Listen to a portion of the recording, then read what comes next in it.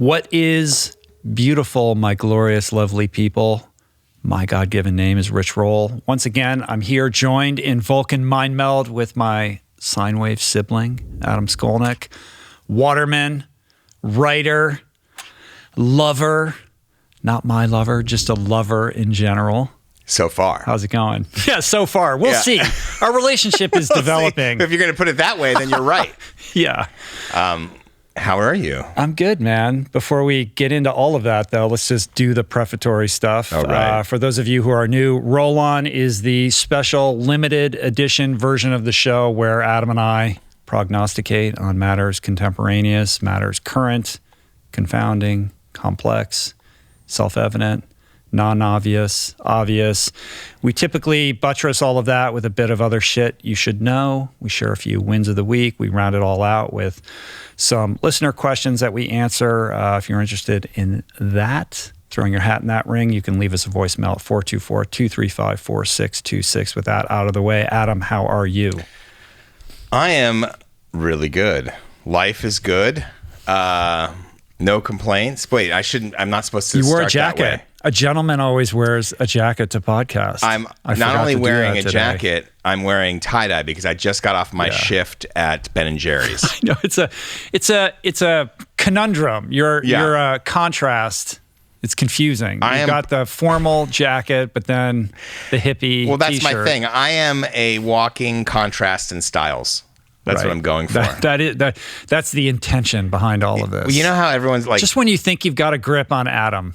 It's just like everyone is going with like the cool, like understated tie-dye, the new tie-dye. I went with the audacious, like Old Ben school & Jerry's tie-dye. Fish. That's where I'm going. Fish, exactly. Yes. Fish with a P. Fish meets, I don't know what, Brooks Brothers, Wall Street. What's going on? Yeah, it's like if Something Trey like Anastasio did take got that a job at a venture did capital take that fund. job instead of pursuing his life's passion. But still was holding on to that sensibility. If Fish only became like a bar band in the East Village, Right. Well, they all while they worked Wall Street jobs during the day.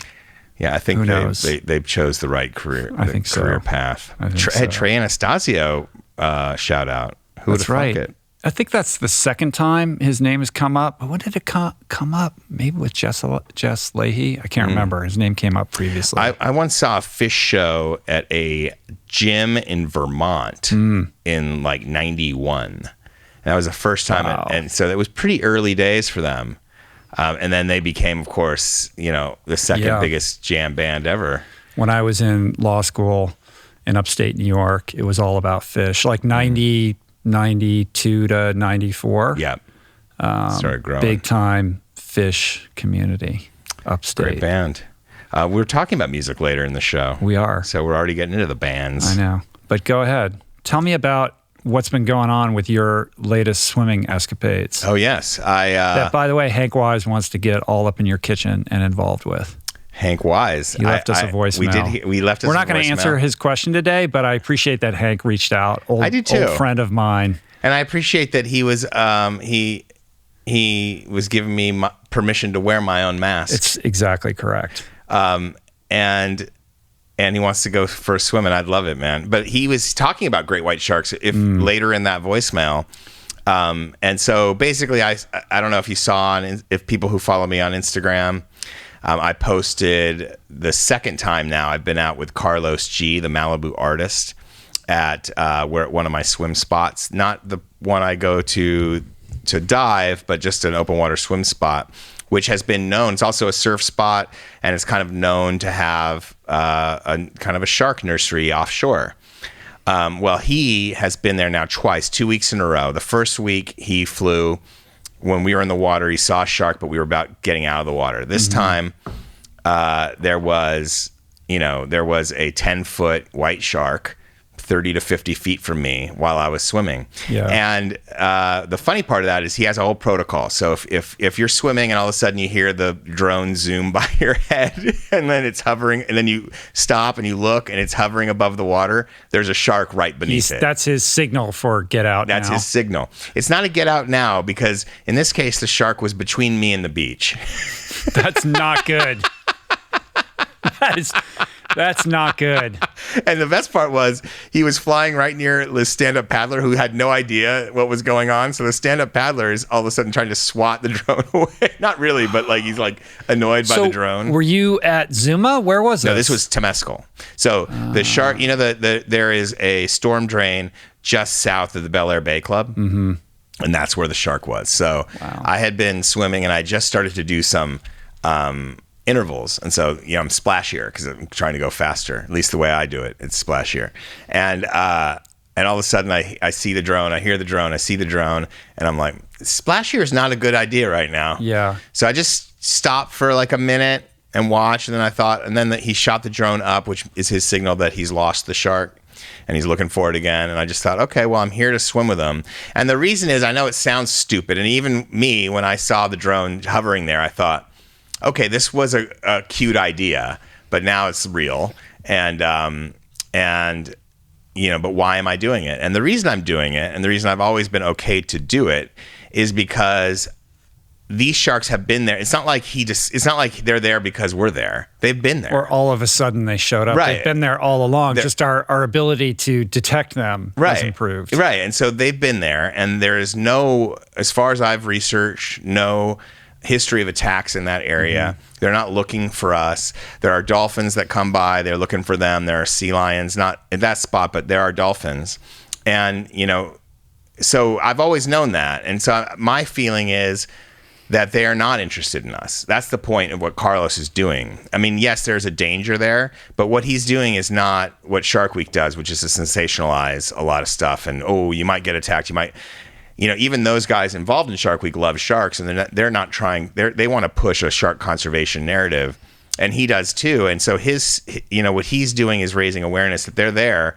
And it's not like you shouldn't be mindful of it. He's not suggesting that, but he is showing that the odds are low that you're going to have a problem. I mean, extremely low. I mean, if you think about how many people are in the water and how close they are on a regular basis. He did a drive up the coast from Malibu to Ventura, and he saw over 20 in one day. Wow. Right behind the waves. Right. So this is not a new phenomenon. Right, but still, that may be his intention. But when you see the image, it is, you know, you have a very kind of like guttural physical reaction to it, because that fucking shark was big. It was big. I mean, it was legit, and it was not that far away from you. No. And so I just don't know how you get back in the water and swim relaxed. Like, you can do it and rationalize it and say, they're not interested in us. They're offshore. Maybe he's there. Maybe he's not. Is this an enjoyable exercise for you? Because for me, I just start getting preoccupied with that, and it's very difficult for me to just enjoy myself and kind of let go. Well, I'm going to do, because I posted it in stories. I'm going to do a proper post and talk about it. But, so my feeling is, when I was in the water, yes, I was with you. All of a sudden my antenna was up and I wasn't so relaxed, but my heart rate didn't really spike or anything either. And I will go back to that spot and swim. And because I'm just not that worried about it, about getting hurt. And people should know, like Temescal, this is the beach that extends from the Palisades to Santa Monica. It's a pretty trafficked beach where the Bel Air, Bay Club, like all of these like beach clubs are along there. Like there's a lot of people. The sand is very wide there. Yeah. But, there's a lot of people in the ocean in that area. It's not an obscure, hidden beach by any stretch of the imagination. The Sunset surf break is right there. It's probably the busiest surf break in the entire LA County, I would think. Maybe Topanga. Yeah, that or Topanga. Yeah. And they don't know, they're not familiar with how many are right there. We saw one time, April and I were driving back from Malibu, and we were driving right along that where the highway comes right up above the kind of rocky ledge that leads down to that surf spot. And we saw a white shark. I saw a splash. She'd seen the white shark breach. And this time, while we were getting ready, I was getting suited up. He said he saw a white shark breach. He was certain of it. I didn't actually see the splash. So I was facing him. And so I knew going in that there was a shark there. So it's not like I didn't know. And so I knew going in, but I still had a very relaxed opening part of the swim. When I saw the drone, I'm not going to lie, obviously, I did feel like, nobody wants to be the guy on YouTube. If the shark was between you and the beach, how did you get back to land?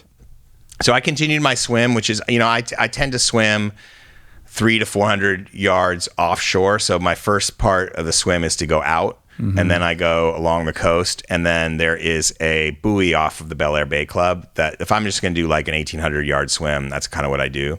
And that's like a 35-minute swim. And I swim around that buoy and I came back. But this time I swam around that buoy and I came back outside because I didn't How want did to be you know that you weren't going to just run right into the shark? Well, I wear a mask for a reason, Rich. I didn't know. You never know. I didn't bring up the mask, by the way. No, I didn't know, but I came. I just kept my eyes open, and I just decided to at that point, I just decided to relax. I've been doing it a while. I've been swimming in the ocean very regularly since 2012. I've been in the water with big animals before. I think I've gotten to a point where I am not over it completely. I don't think you ever get over the fact that sometimes that boogeyman's going to just flash in your mind, and you're going to remember you're part of the food chain right now, and there's nothing really you can do about that. Yeah. But for the most part, it's kind of out of me now, so I don't feel it. Like when I show up at the beach, I don't get nervous. I don't think about it on a regular basis. All right. So I don't know, but nobody wants to be the guy that gets eaten by a shark on YouTube. I can assure you. No, nobody wants that. And after that big speech, now all eyes on Adam if something should befall you. Yes. Meanwhile, somebody's jackhammering out here. I don't know where that's coming from. I hope that's not too distracting. But suddenly we have like crazy construction happening right outside our door. Yes. Anyway, tell me about this thing with Lewis Pugh. Lewis Pugh, Hall of Fame open water swimmer, known mainly for his swims in Antarctica. He's the first to swim in a riverine, in a glacial melt. He's a legend. He is straight up. legend. We've talked about him before, haven't we? Yeah. We have. When he did the most recent Antarctica trip, I think we talked about it.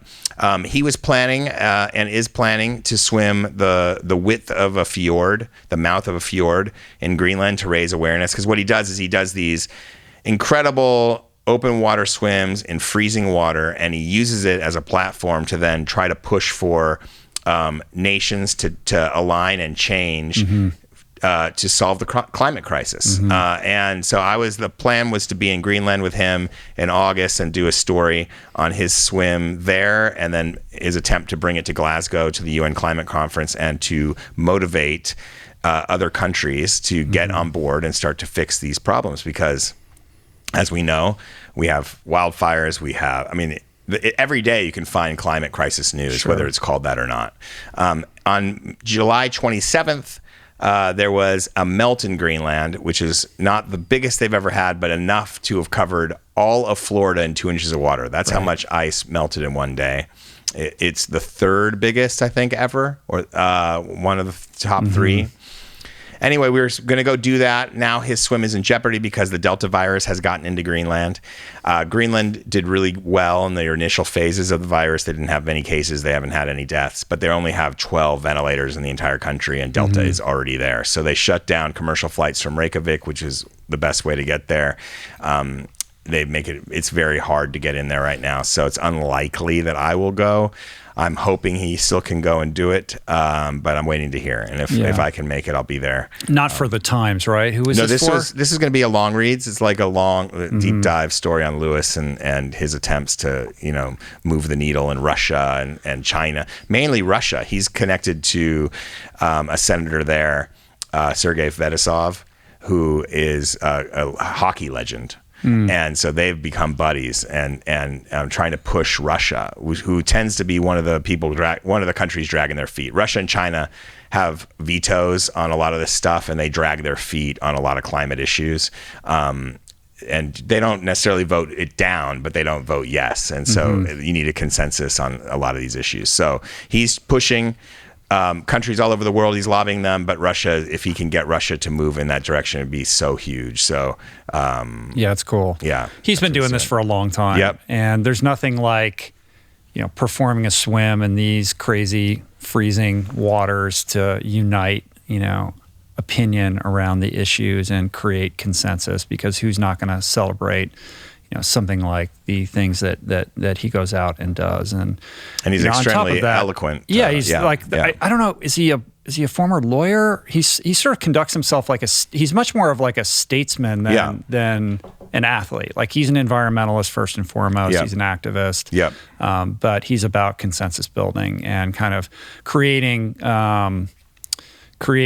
policy change at the highest level, and not just sort of waving a flag and making a stink, but actually getting parties together to produce results. He's Al Gore that swims. Yeah, basically. Yeah, that's good. I should have a much easier way of saying it in certain respects. Yeah, cool.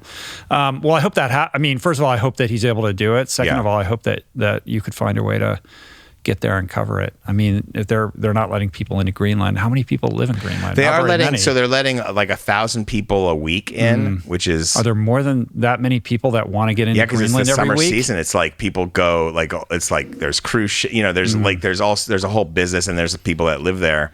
But apparently all those flights are booked and they're out of Copenhagen. So I've been, I'm waiting for him to, he was going to try to charter a flight, get approval for a charter to come in from Reykjavik, but he did not get approved for that, or at least not yet. And the clock is ticking because after September 12th, it's extremely unsafe for him to swim there. So there's like a time where the air temp is going to get so cold that he wouldn't be able to recover after a swim. And the way this swim is going to go, it's going to be about a kilometer swim each day.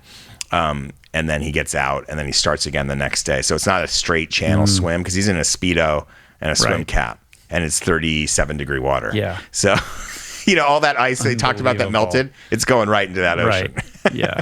So.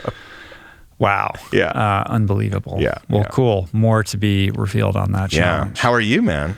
Doing okay. I'm a little, I'm spaced out, man. I'm having trouble with my brain forming thoughts. So if I blank out, it's all on you to carry this podcast. I'm essentially kind of a little overworked, trying to get the next volume of Voicing Change done while also balancing everything with respect to the show, going out of town tomorrow to Colorado for a wedding. So trying to get everything tied up before I leave. And Julie's already gone, so dealing with kids. So I'm a little frayed at the edges, to be honest with you.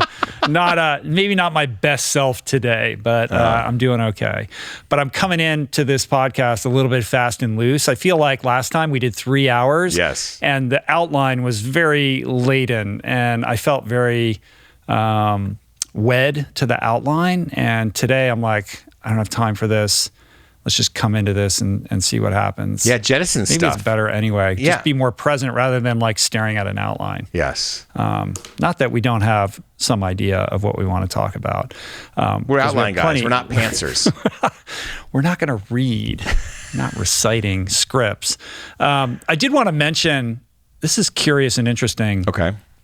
The reaction to last week's podcast with Bruce Friedrich, at least on Instagram, in the comments below my Instagram post, was like out of control. Like they're almost, I don't know how, 280, maybe 300 comments below. Okay. The post just saying, this is, here's Bruce. First of all, it's the third time he's been on the show. Right. So these are not new. This is not new terrain.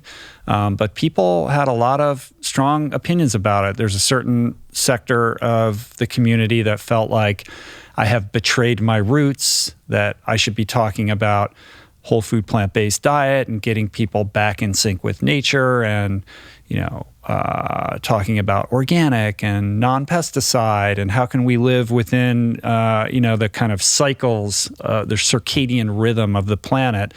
How can we, we should be focusing more on regenerative ag and repairing our soil instead of all of these new cultivated meat products that are being called frankenfoods that are filled with chemical laden was a big kind of phrase that got thrown around. And I just think that, do we know that they're chemical laden? No, I mean, I think just because it's like, oh, this is synthetic. Big food, and they're making synthetic frankenfood, what is this? We should be repairing our soils. Of course we should be repairing our soils. Yes. This is not an either-or situation. It's not a binary issue. No. Basically, yes, we need to pivot towards more regenerative agriculture and away from factory farming and animal agriculture. We need to repair our soils. We should be eating organic. We should be finding, better ways to, to grow food out of the land and make that accessible and convenient for everybody. At the same time, we're dealing with environmental problems and sustainability issues and issues around this is where my brain fog is coming in. No, over like compassion, basically the suffering of animals. And there's a gigantic swath of the global population that essentially is subsisting on a fast food diet. They're going to drive-thrus and they're eating the cheapest food possible.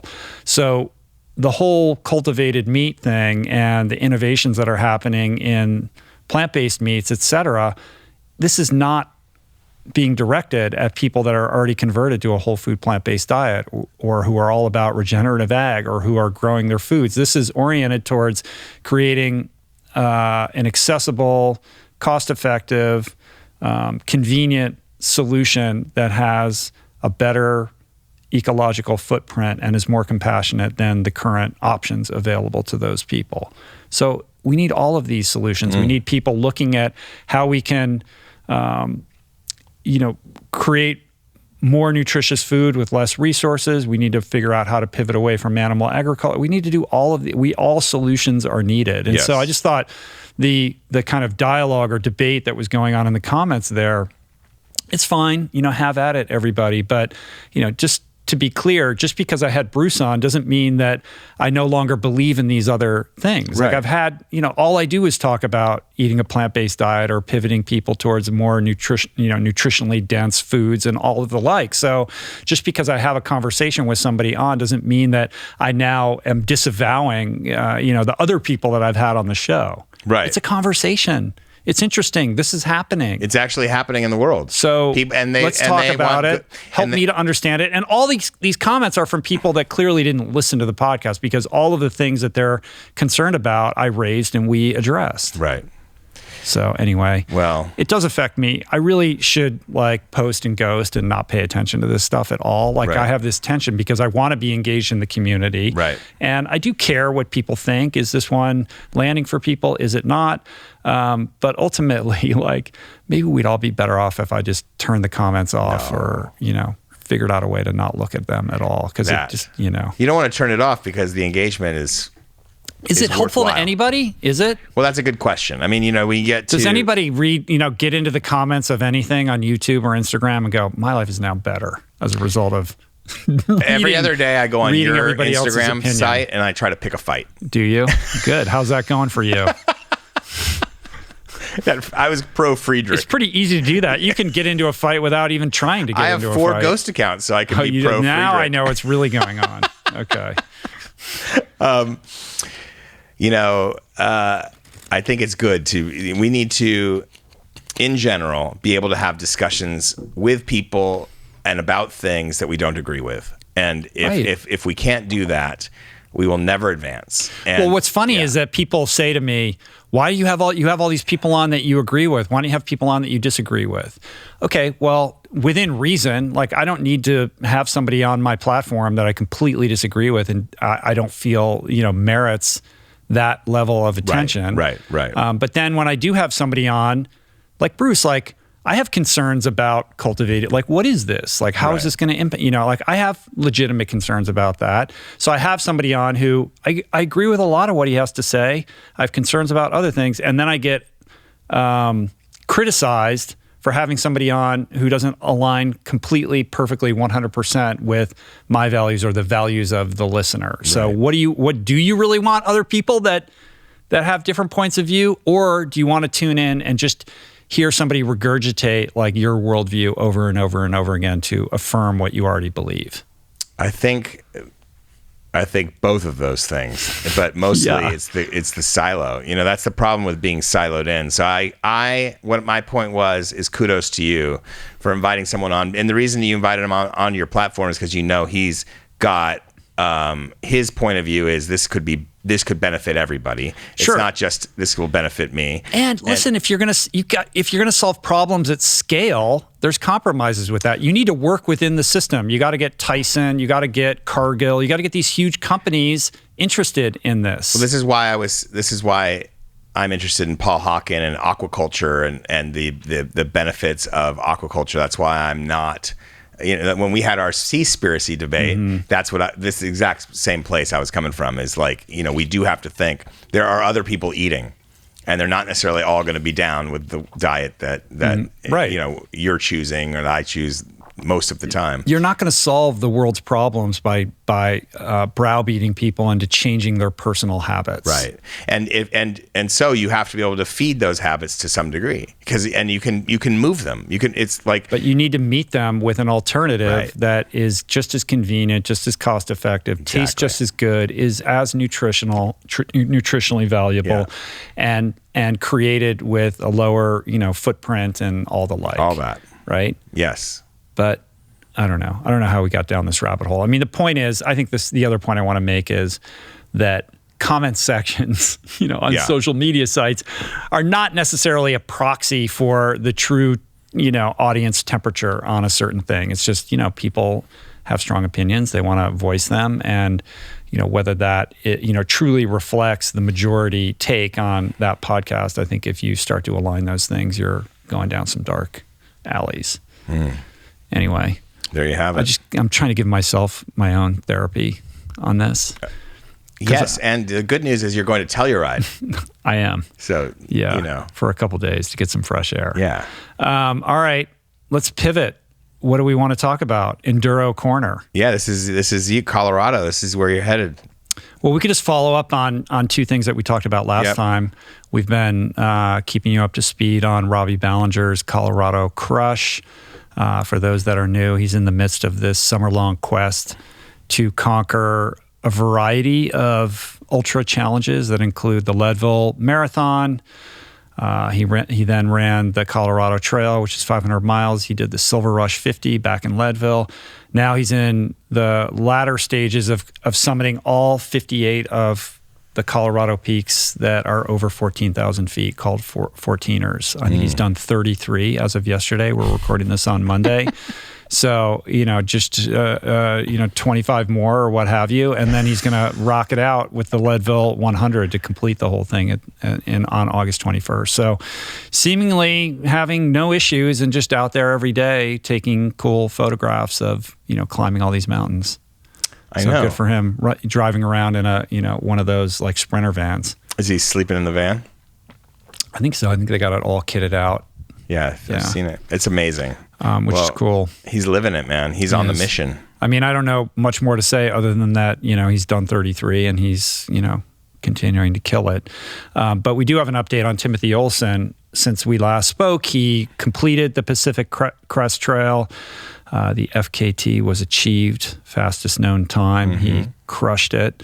The previous record was Karel Sabe, I think that's how you pronounce that, from Belgium in 2016. He did it in 52 days, 8 hours and 25 minutes.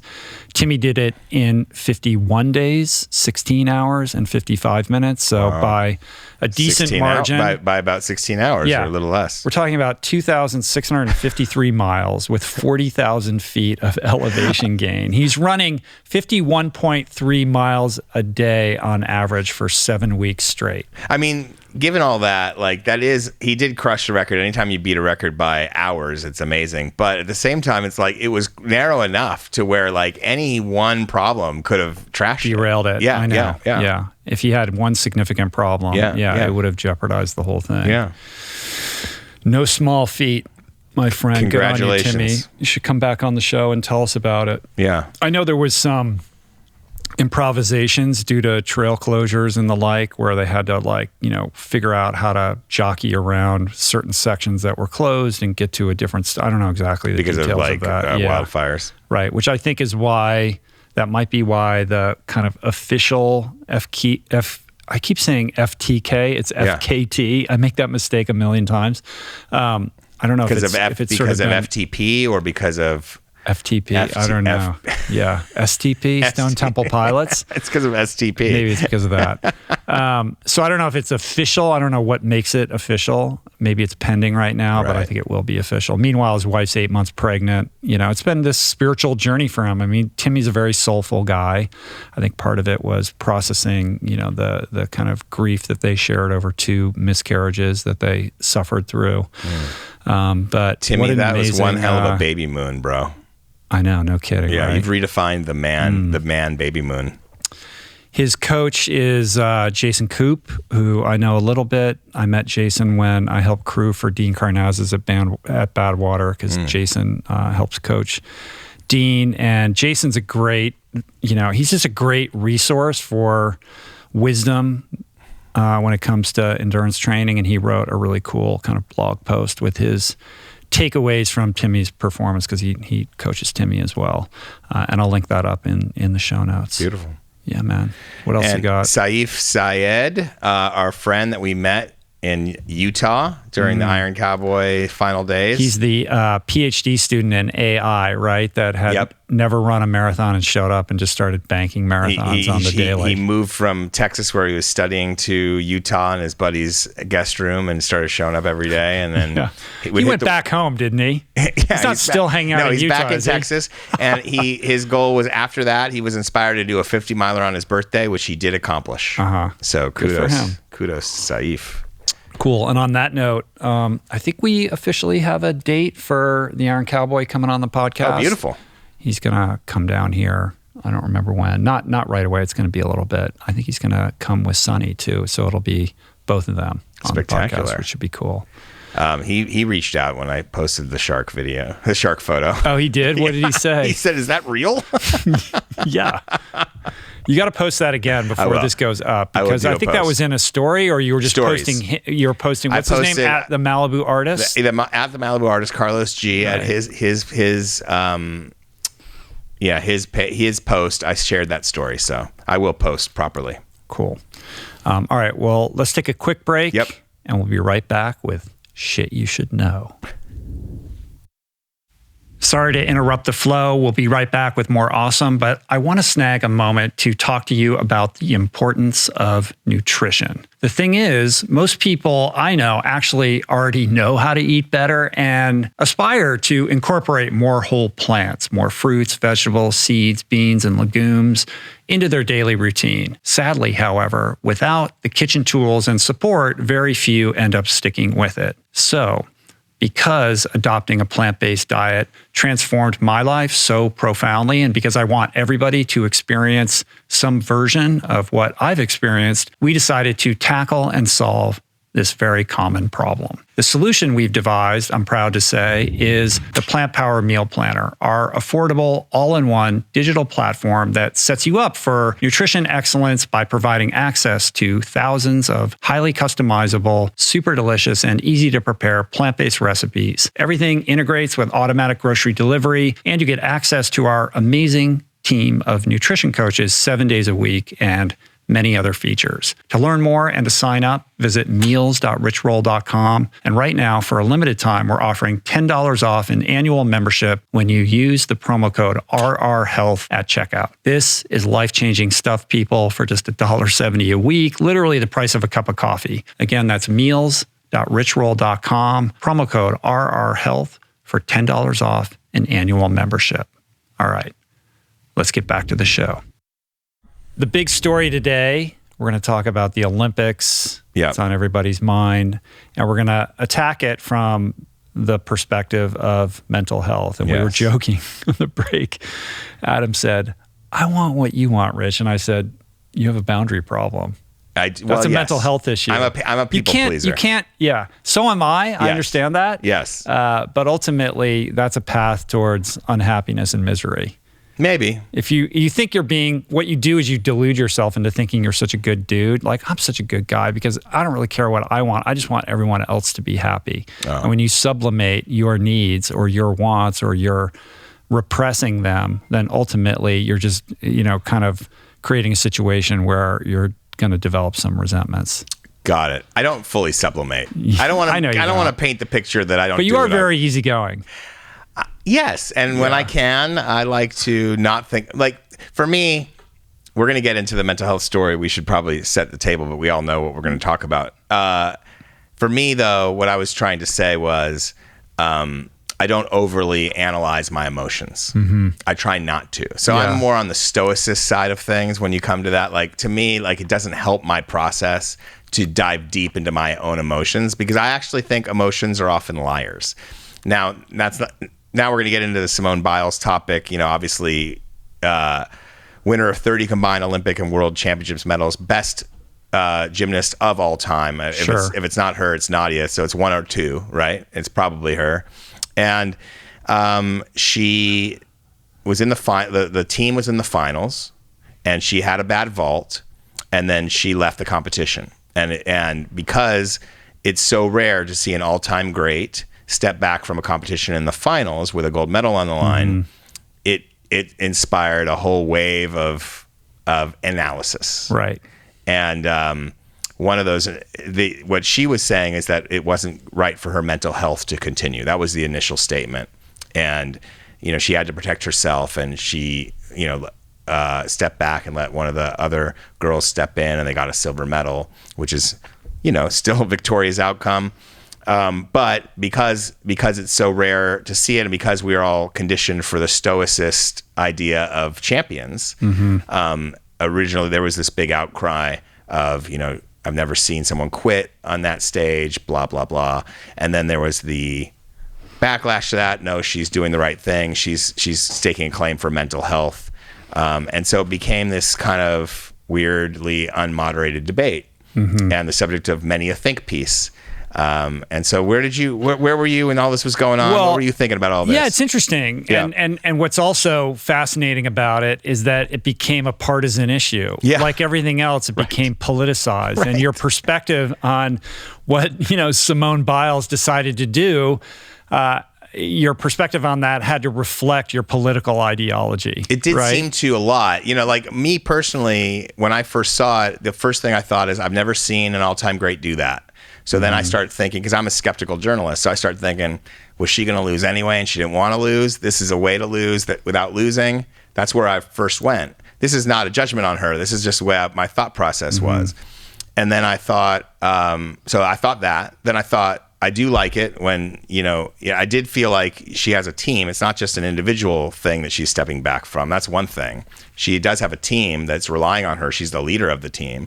So I did fall into that category, even though politically it doesn't seem like that should be the place that I line up. That was the first place I did go to before kind of taking a step back and letting it settle. And what kind of convinced me to think of it differently was when she posted that she actually has what they call the twisties, I guess, in gymnastics. Twisties. She had the yips. She couldn't land. Yeah. If you can't land, you can't land. So, yeah, the way she described it is you lose your sense of like space and time. So you're in the middle of like a vault, and you're in the middle of the air, and you don't know which way is up and which way is down. Yeah. And this got played out in those early, I think, was it a vault, or there was some attempt where she intended to do, I don't know what it was, like a two and a half twist or whatever, and only did 1 or 1.5 and landed kind of off kilter. That was clear indication like there was something going on here. And I agree. I think that original kind of knee-jerk sentiment is sort of a boomer adjacent sentiment, like us being older, right? Yes, like, what do you mean you're gonna opt out? Right, like, the very definition of a champion is the person who perseveres, who demonstrates the grit, and when their back is against the wall and everything's stacked against them, they move forward nonetheless and either prevail or don't. Yeah, that's the conventional wisdom here. And I think what complicates the Simone Biles situation is a couple things. First of all, when you're dealing with gymnastics, you're dealing with very dire physical consequences if things go wrong. It's not just, hey, you know, I'm not going to run this race because I'm not feeling it. It's like, if I land wrong, I could land on my neck, I could paralyze myself. Yes. And I think second to that, there is truth in that she was opting out for the best interest of the team, because if she wasn't going to be able to perform to her abilities, then is that really in the interest of the team's quest to win a team medal, right? Yeah. Would that would that be better filled by somebody else?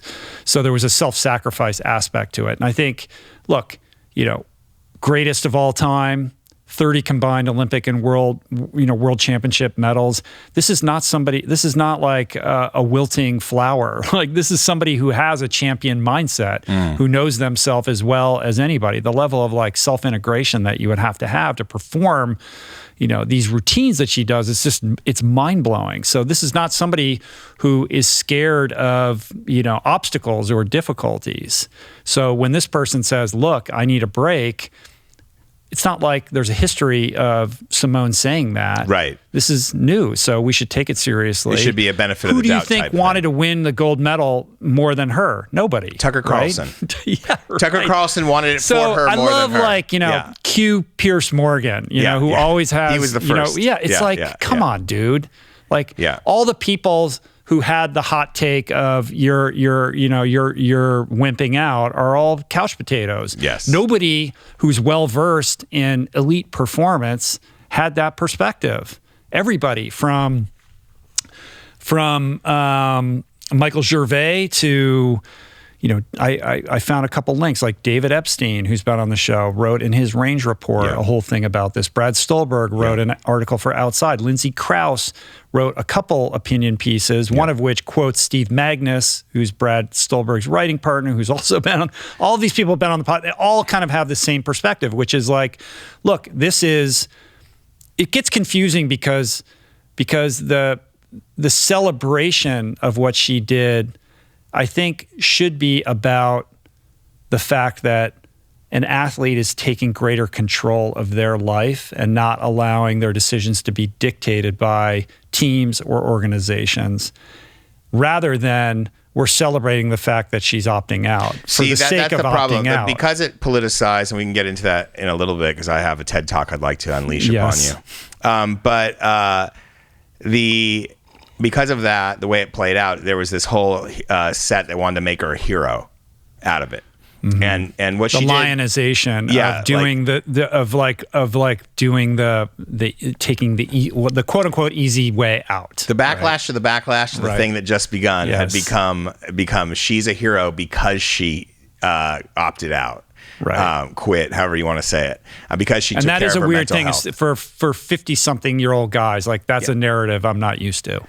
It's first of all, it's ridiculous. Mm-hmm. It's like, this was a personal choice she made because she had her own calculus, and part of that calculus has to be the fact that the U.S. Gymnastics has been a corrupt organization that included convicted child molester. Abuse. She was abused by Larry Nassar, the doctor. Mm-hmm. She's one of the survivors. There were dozens of girls that were abused by this man, who's now in prison. And the day that she stepped back from doing that routine on that day 5 years earlier, she actually went to Indianapolis for an event to benefit U.S. Gymnastics. And the guy that was showing her around Indianapolis, according to this report in the Washington Post by Sally Jenkins, great analysis, which really started to change the way I looked at this. To me, it's the one story that felt like it had true insight into some of the backstory of what was going on.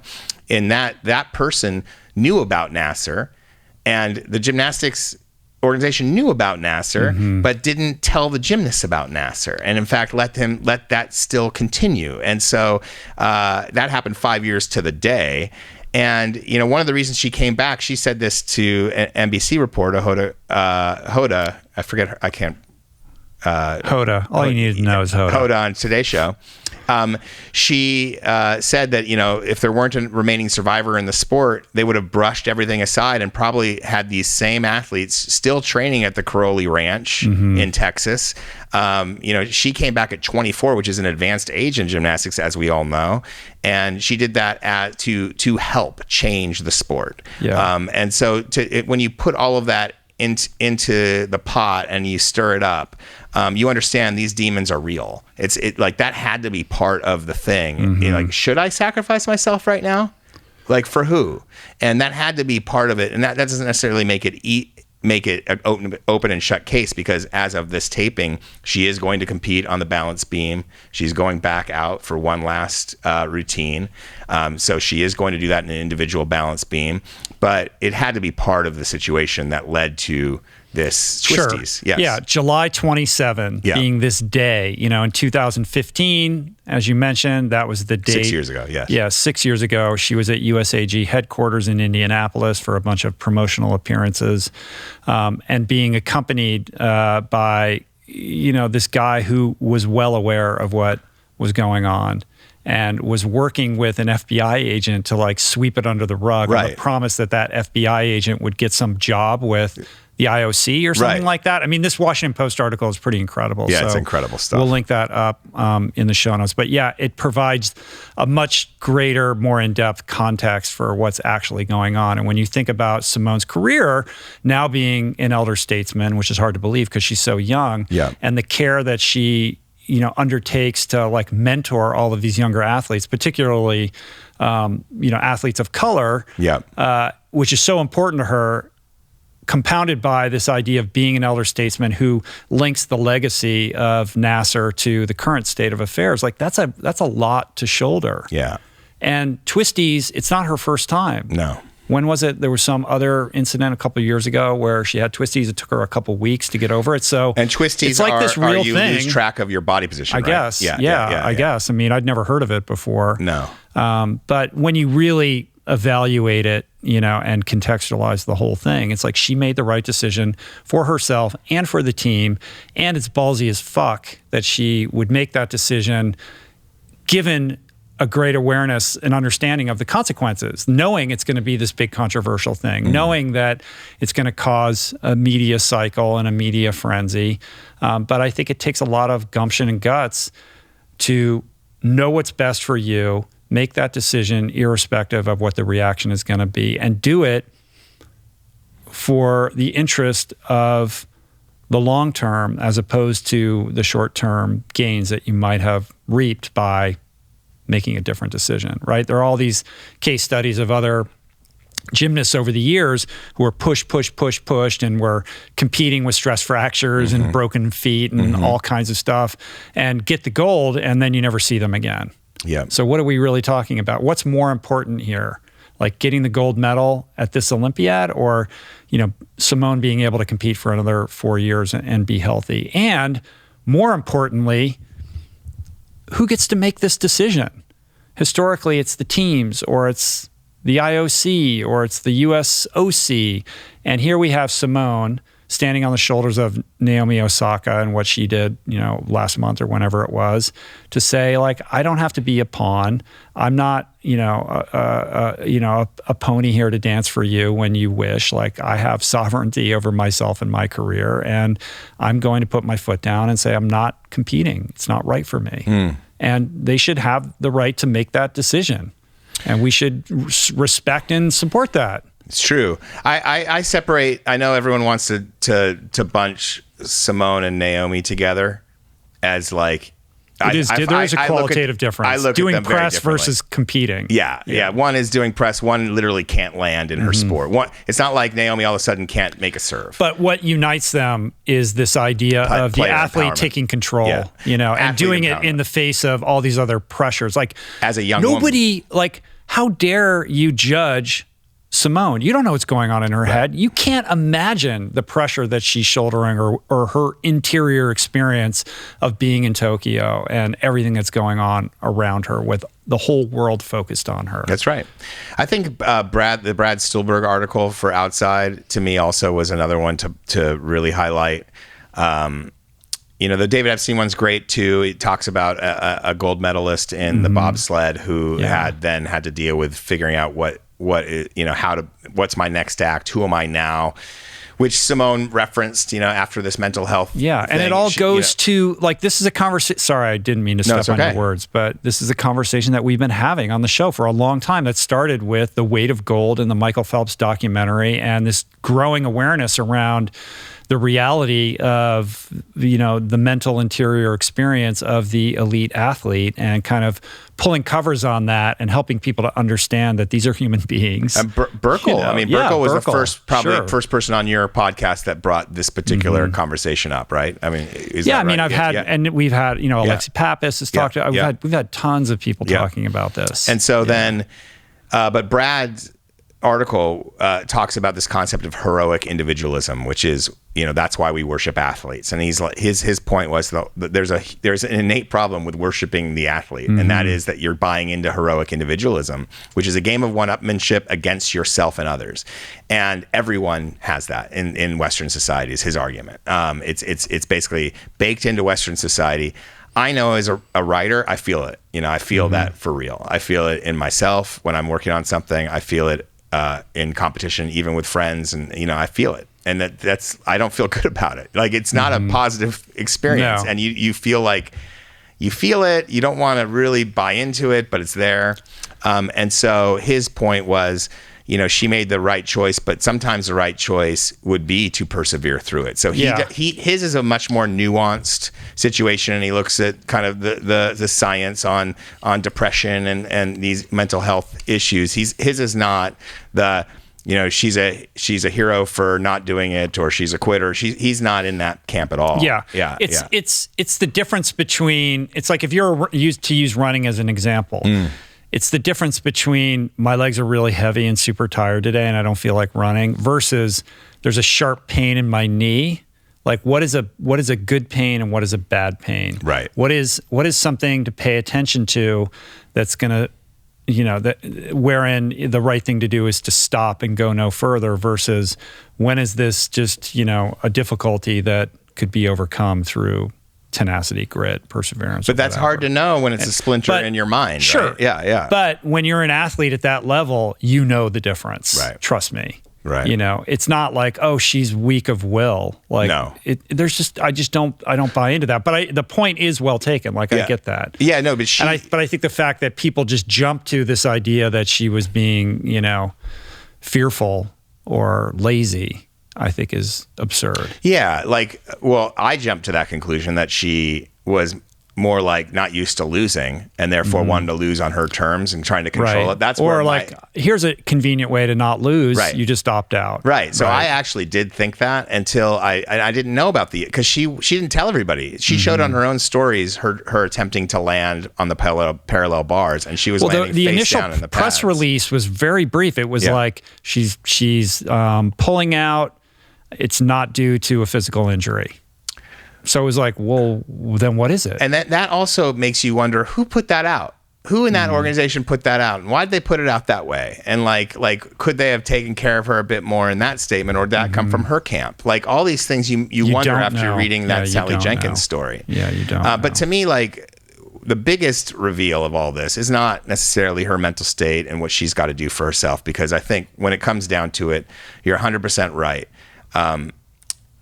Especially Simone Biles deserves the benefit of the doubt, especially an all-time great. If you're going to worship athletes, then you have to give an all-time great the benefit of the doubt. And like, if that's what this person needs, then that's what that person needs. Does that make her a hero? Not necessarily, but it makes her human. And so that's the point. And that's the tension, right? Yeah. Like, we don't want our heroes to be human. Right. And this is a conversation about recognizing the inherent humanity in the elite athlete. But also, the Olympics there is something to be gained from, and something to be said for, like, holding people up a little bit higher as benchmarks to, kind of drive our own aspirations. Like, I want heroes. Yeah, right.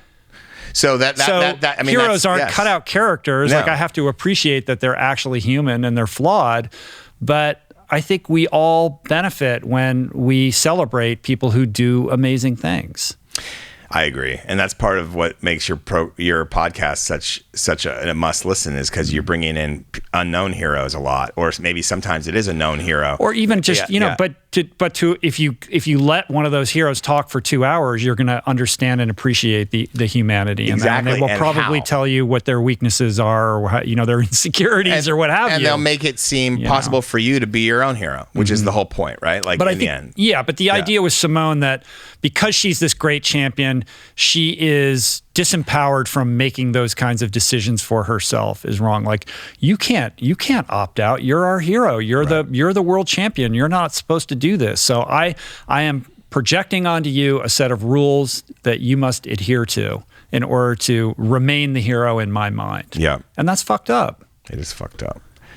And the other fucked up thing is that here we are, human beings, social creatures who have become social media creatures, right? And that's what we're talking about in the Bo Burnham, quote. The backlash to the backlash to the backlash to the thing that's just begun. Exactly. Like the six media cycles within the first 5 hours of the story. And it's like, and until we actually heard about the twisties a couple days later when she posted it, nobody actually knew why she quit. Yeah. Like, no one knew. Like, But that doesn't stop everybody from having their take or opinion, or Piers Morgan from getting up and bloviating. And Discord feeds Discord, because yes, Piers Morgan and people on the right had that take, but on the left, we do it too. I mean, the left rails against criminal justice system and harsh sentences unless it's the cop that murdered George Floyd. The right loves cops, wants to make love to the Constitution unless we're talking about the 2020 election and insurrectionists on January 6th. I mean, exactly. It's everything. Well, it's just what's politically expedient. Yeah, the narrative bends to the political ambition. Exactly. And personal freedom for trans people is good. Personal freedom for anti-maskers not good, or vice versa. It's so one side stakes out a position, the other screams and yells, and on the left, you better scream and yell exactly the right way. Because if you don't, if you're just a little bit out of step, you're going to be torched. And we need a new culture. We need, not only do we not want to buy into heroic individualism, we need to replace this me with we over me. And if that starts with conversations, my favorite moment of the Olympics so far are the two high jumpers from Qatar and Italy who had both tied, and they were given an opportunity. Do you want to do a jump off, and one of you will be the true Olympic champion, or do you want to share a gold medal?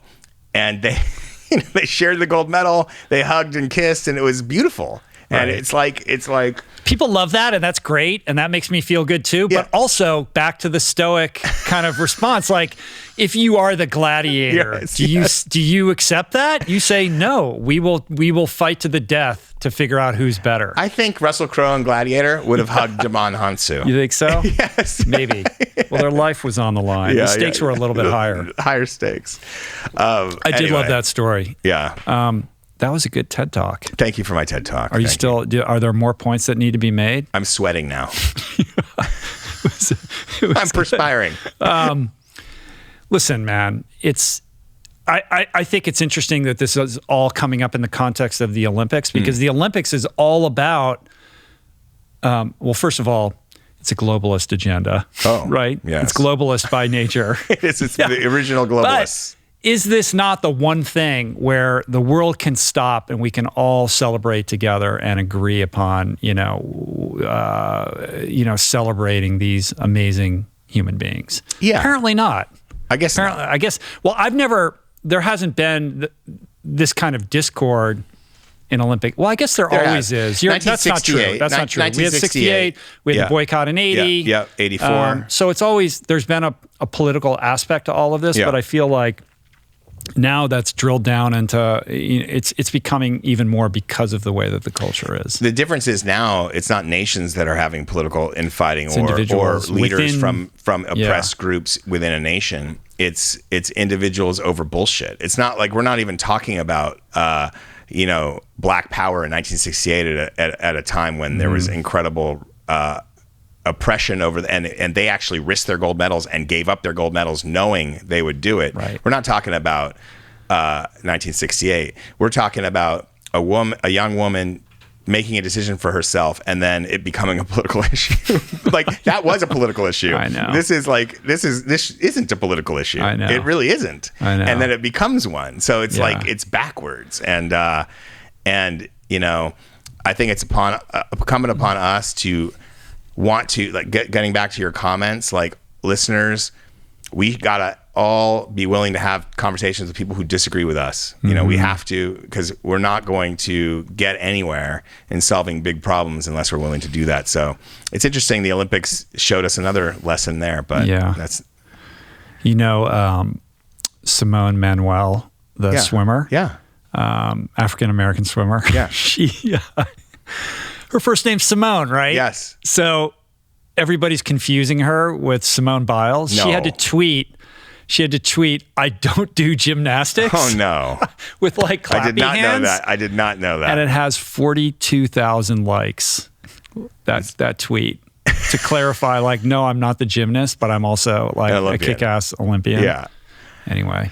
Crazy, dude. I love the Olympics. I would say that I've watched less of this Olympics than any other Olympics that have ever been since I've been alive, simply because I've been too busy, which is kind of a bummer. Yeah. We're also, I don't have cable TV. Oh, no? So I got the Peacock app for our television so I could watch it thinking I'd be able to just stream what everybody else sees, and it doesn't work that way. No, NBC is very so I had to proprietary. watch a bunch of, I ended up like experiencing the Olympics through a bunch of clips, which was not ideal. Oh, really? But there are a couple Olympic related things that I think we need to talk about beyond Simone.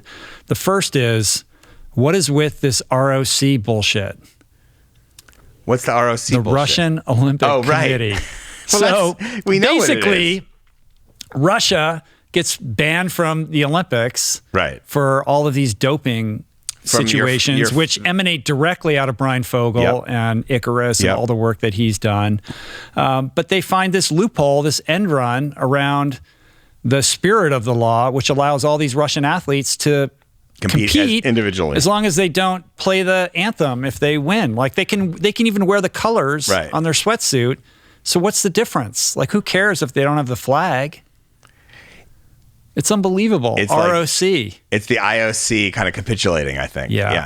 Well, capitulating to, like, what is that? What is the realpolitik there? Because the IOC is just horrifically corrupt across the board in so many ways, and really truly never has had the athlete's best interest at heart. It really is a giant power and money play. Like, I don't even think, I mean, there really wasn't public sentiment for the Olympics to even occur when they occurred because of Japan's contentious relationship with COVID. I mean, I think most people would have preferred the Olympics get pushed even further. And the IOC, because of these broadcasting contracts and the amount of money that was at play, there's no way they weren't going to go forward. Also, Japan was out a lot of money too if it didn't happen, right? I mean, they share that burden, I think. Yeah, I think that's right. But ultimately, it was the IOC's call. They have like ultimate authority. My favorite part of the IOC is that Japan apparently has come out that they lied about their July weather in their bid, and the IOC didn't like examine, like Let's talk about that, because this is like that Stanley Kubrick movie. What's it called? Why am I? Where T. Boone Pickens is riding the atomic bomb out of the. Yes. How I Learned to Love the Bomb. Yes. It's like, you think these people are adults and are conducting themselves with some, level of respectable decorum, and you find out like it's just a banana republic of corrupt influences. Right. It's like the 1920s still over there. Like whoever, they don't read the report. It's like. So explain the Japan thing. So apparently July I was happy. We were even talking about going to Tokyo before COVID and doing podcasts from there when we first, that was going to be the first thing we collaborated on. We both wanted to go to Japan. I'm happy that the Olympics are in Japan. I think it's awesome.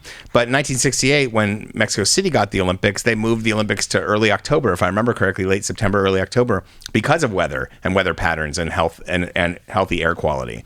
And Japan could have done that. Like, it could be in September when it's nice there. It's July. It's late July when it's like 95 degrees with 90% humidity.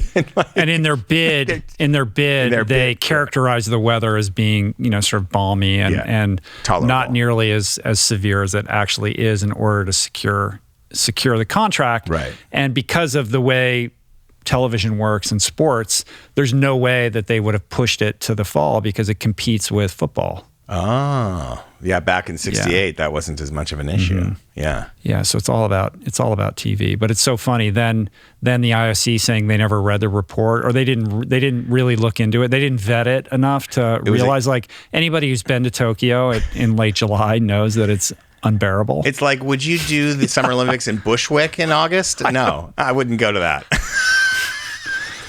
Or maybe July. They do the U.S. Open. When do they do the U.S. Open? Early September. Right. Yeah. That's when you should be doing in the humid areas. Yeah. The Olympics. So there's that. What other big athlete stories before we get into there's so many. Obviously, me being a swimmer, swimming is what I care about the most, and what I follow to the extent that I was able to, follow much of it. And even then, this is the first Olympics where I just really don't have personal relationships with any of the athletes or the coaches. I think maybe one or two of the coaches I've met in passing, but typically, like, I have friends or people that I know quite well who are competing or coaching.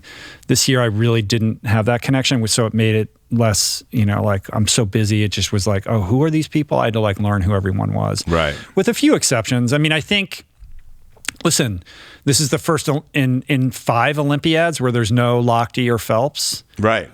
Katie Ledecky is the legacy of that era, but you're going into a new generation of swimmers, and that's, talk about a heavy burden to live up to without those guys around. How are you going to basically put points up on the board that are going to make people interested in what you're doing?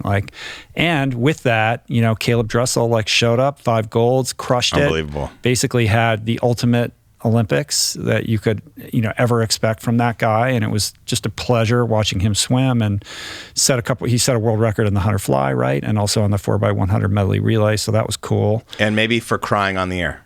Yeah, he did cry. He was emotional. He's very handsome. Leslie Jones has a crush on him. That's important. Who doesn't? How awesome is Leslie Jones and her Olympic commentary? She's hilarious. I know. She's so good. And they tried to mimic that with Snoop Dogg and Kevin Hart, which I felt was a little canned compared to her, just very authentic. She's spontaneous. Like eating snacks, like watching television. It's the best. If you're not onto Leslie Jones and her Olympic commentary, you got to follow her. Just go to her Twitter, right? Amazing. Caleb Dressel was amazing. And, it was interesting watching Katie Ledecky. I don't want to belabor all of this. There's other places where you can get a lot of Olympic feedback. But, I think that back to this issue of mental health in the Olympics, we can't discount the fact that all of these athletes had to weather a COVID year where their training was turned upside down, where, the predictability of whether they would be competing or not was very much in question. Incredibly difficult when you understand that at that level, to be, to compete at the highest level, to be that elite, you really have to know, here's when I'm competing, here's how I'm organizing my schedule to be ready by that time. And when all those dates are in flux, and at least I know in swimming, pools aren't open, then they're open, but then it's there's a lot of question marks. And I think Katie being closer to, a later phase of her career, I think it took a toll on her performance. I think if the Olympics if there had been no coronavirus and the Olympics occurred last summer, I think she would have swept her events and would have been unchallenged. She did get better as it went along, right? She did. There was that when they got the silver in the relay. Which one was that? The it was the 4x200. Yeah. Wasn't it 4x200? Yeah, I think so. I don't think I watched that race. And they became in silver. So I think she got the silver. She got 2 silvers and 2 golds, right? And that in that race, they were far behind. When she got into the pool, she was over a body length behind. I thought she was 10 feet, maybe 2 body lengths behind. Yeah. And to watch her almost reel them all in, to me, that was one of the coolest swims I saw this entire Olympics. I was like you at the beginning, the first 4 or 5 days, I wasn't paying any attention. First of all, it's by the time you turn on the primetime Olympics, you kind of everything's already happened, and unless you seal yourself off from your phone, you're going to know a lot of the results. in the past, it's been easier for me to manage that. Like the last two, London and Rio, it's a little bit less of a time zone problem. It's still there, but you can manage it. Yeah. In this case, I was like, the first 4 or 5 days, I wasn't paying any attention. But I've slowly been wooed back in, even with no crowds. It is sad watching the track, especially with the pool. You don't see the crowds that much because you're focused on the pool, but the camera angle on the track, it's all the empty seats. Right. It is sad.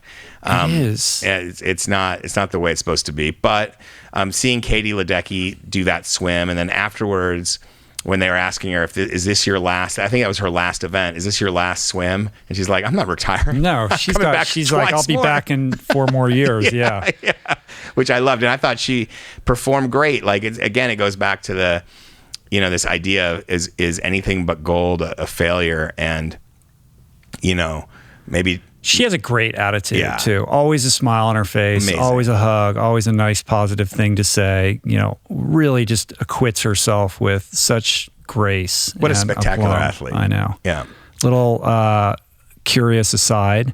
So she's from my club team in DC. She grew up in DC. Okay. And she trained when she was in high school at the shitty pool at Georgetown Prep, which is high school, this private high school where our club team rents the pool for pool time. And that's where I trained all through high school. Look at that. Twice a day.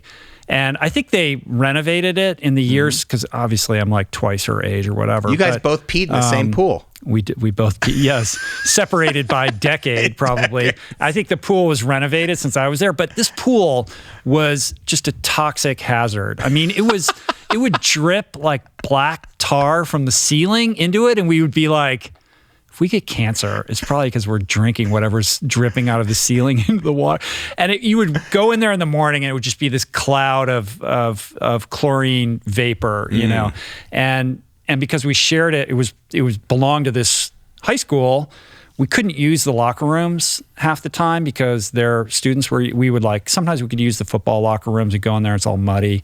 But for afternoon workout, we would have to change in the pump room. We couldn't even get, and it was just dirty and disgusting, but kind of awesome too, that you don't want the super nice pool when you're grinding, right? It's like the original Rocky. Like you want to be in the the grimy, gritty, situation, so that when you finally qualify for that fancy meet and you go to Indianapolis and you see that incredible natatorium, you're like, wow, right? Yeah. But you don't want to train in that fancy place every day. You guys are like the Hickory, like in Hoosiers. You're like the team Hickory. The word "they" makes me very uncomfortable. Like I should not. Like I'm just saying I swam in the same pool as her. Like I don't.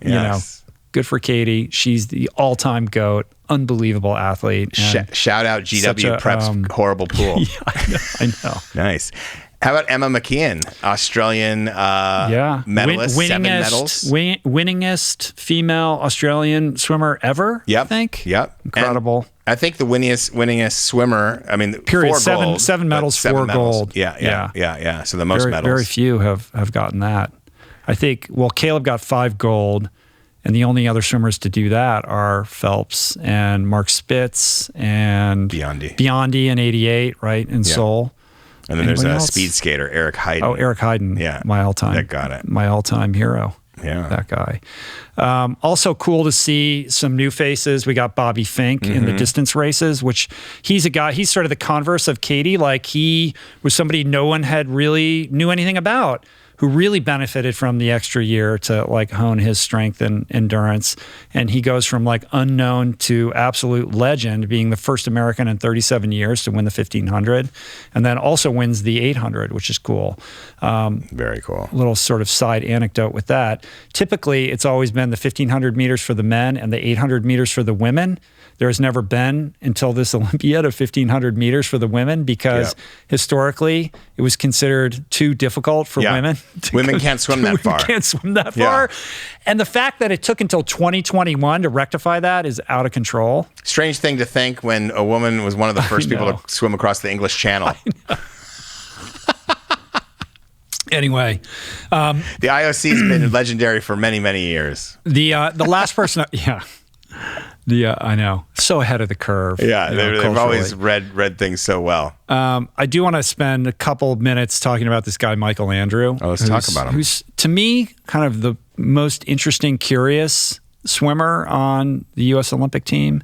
This is a guy who, I mean, I've been aware of this guy forever because even though how old is he now? He's like 22 or he's a pretty young dude. Yeah, he's young. But this is a kid who his entire life has been expected to inherit the Phelps legacy because when he was a kid, he broke over 100 national age group records.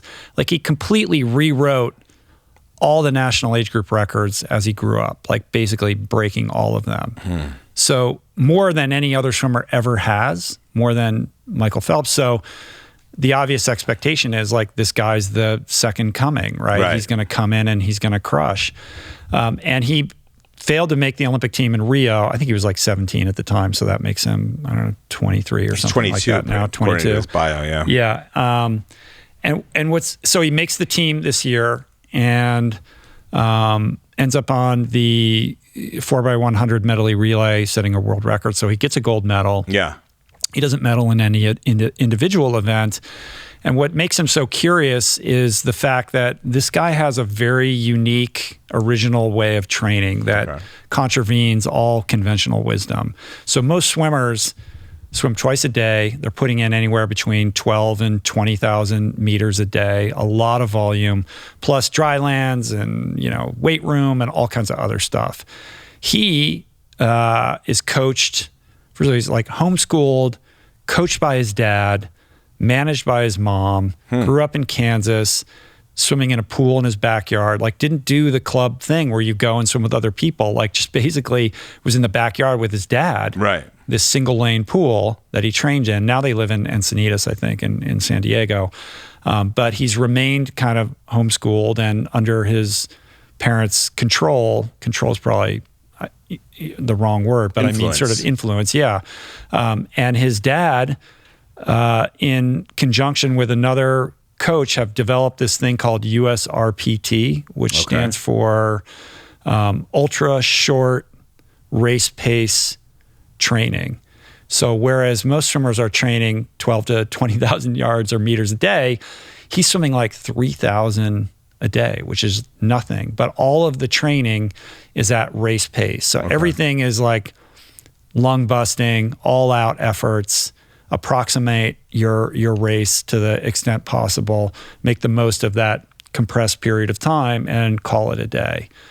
The idea being that most swimmers are putting in all these junk miles. They're just swimming back and forth in the pool. It's not really doing anything for them, which is, very controversial. And it's interesting to think about because on the one hand, look, this guy made the Olympic team. He won a gold medal in the 4x100 medley relay. He got fourth in the 100 breaststroke. He's still early in his career. So he's had tremendous success.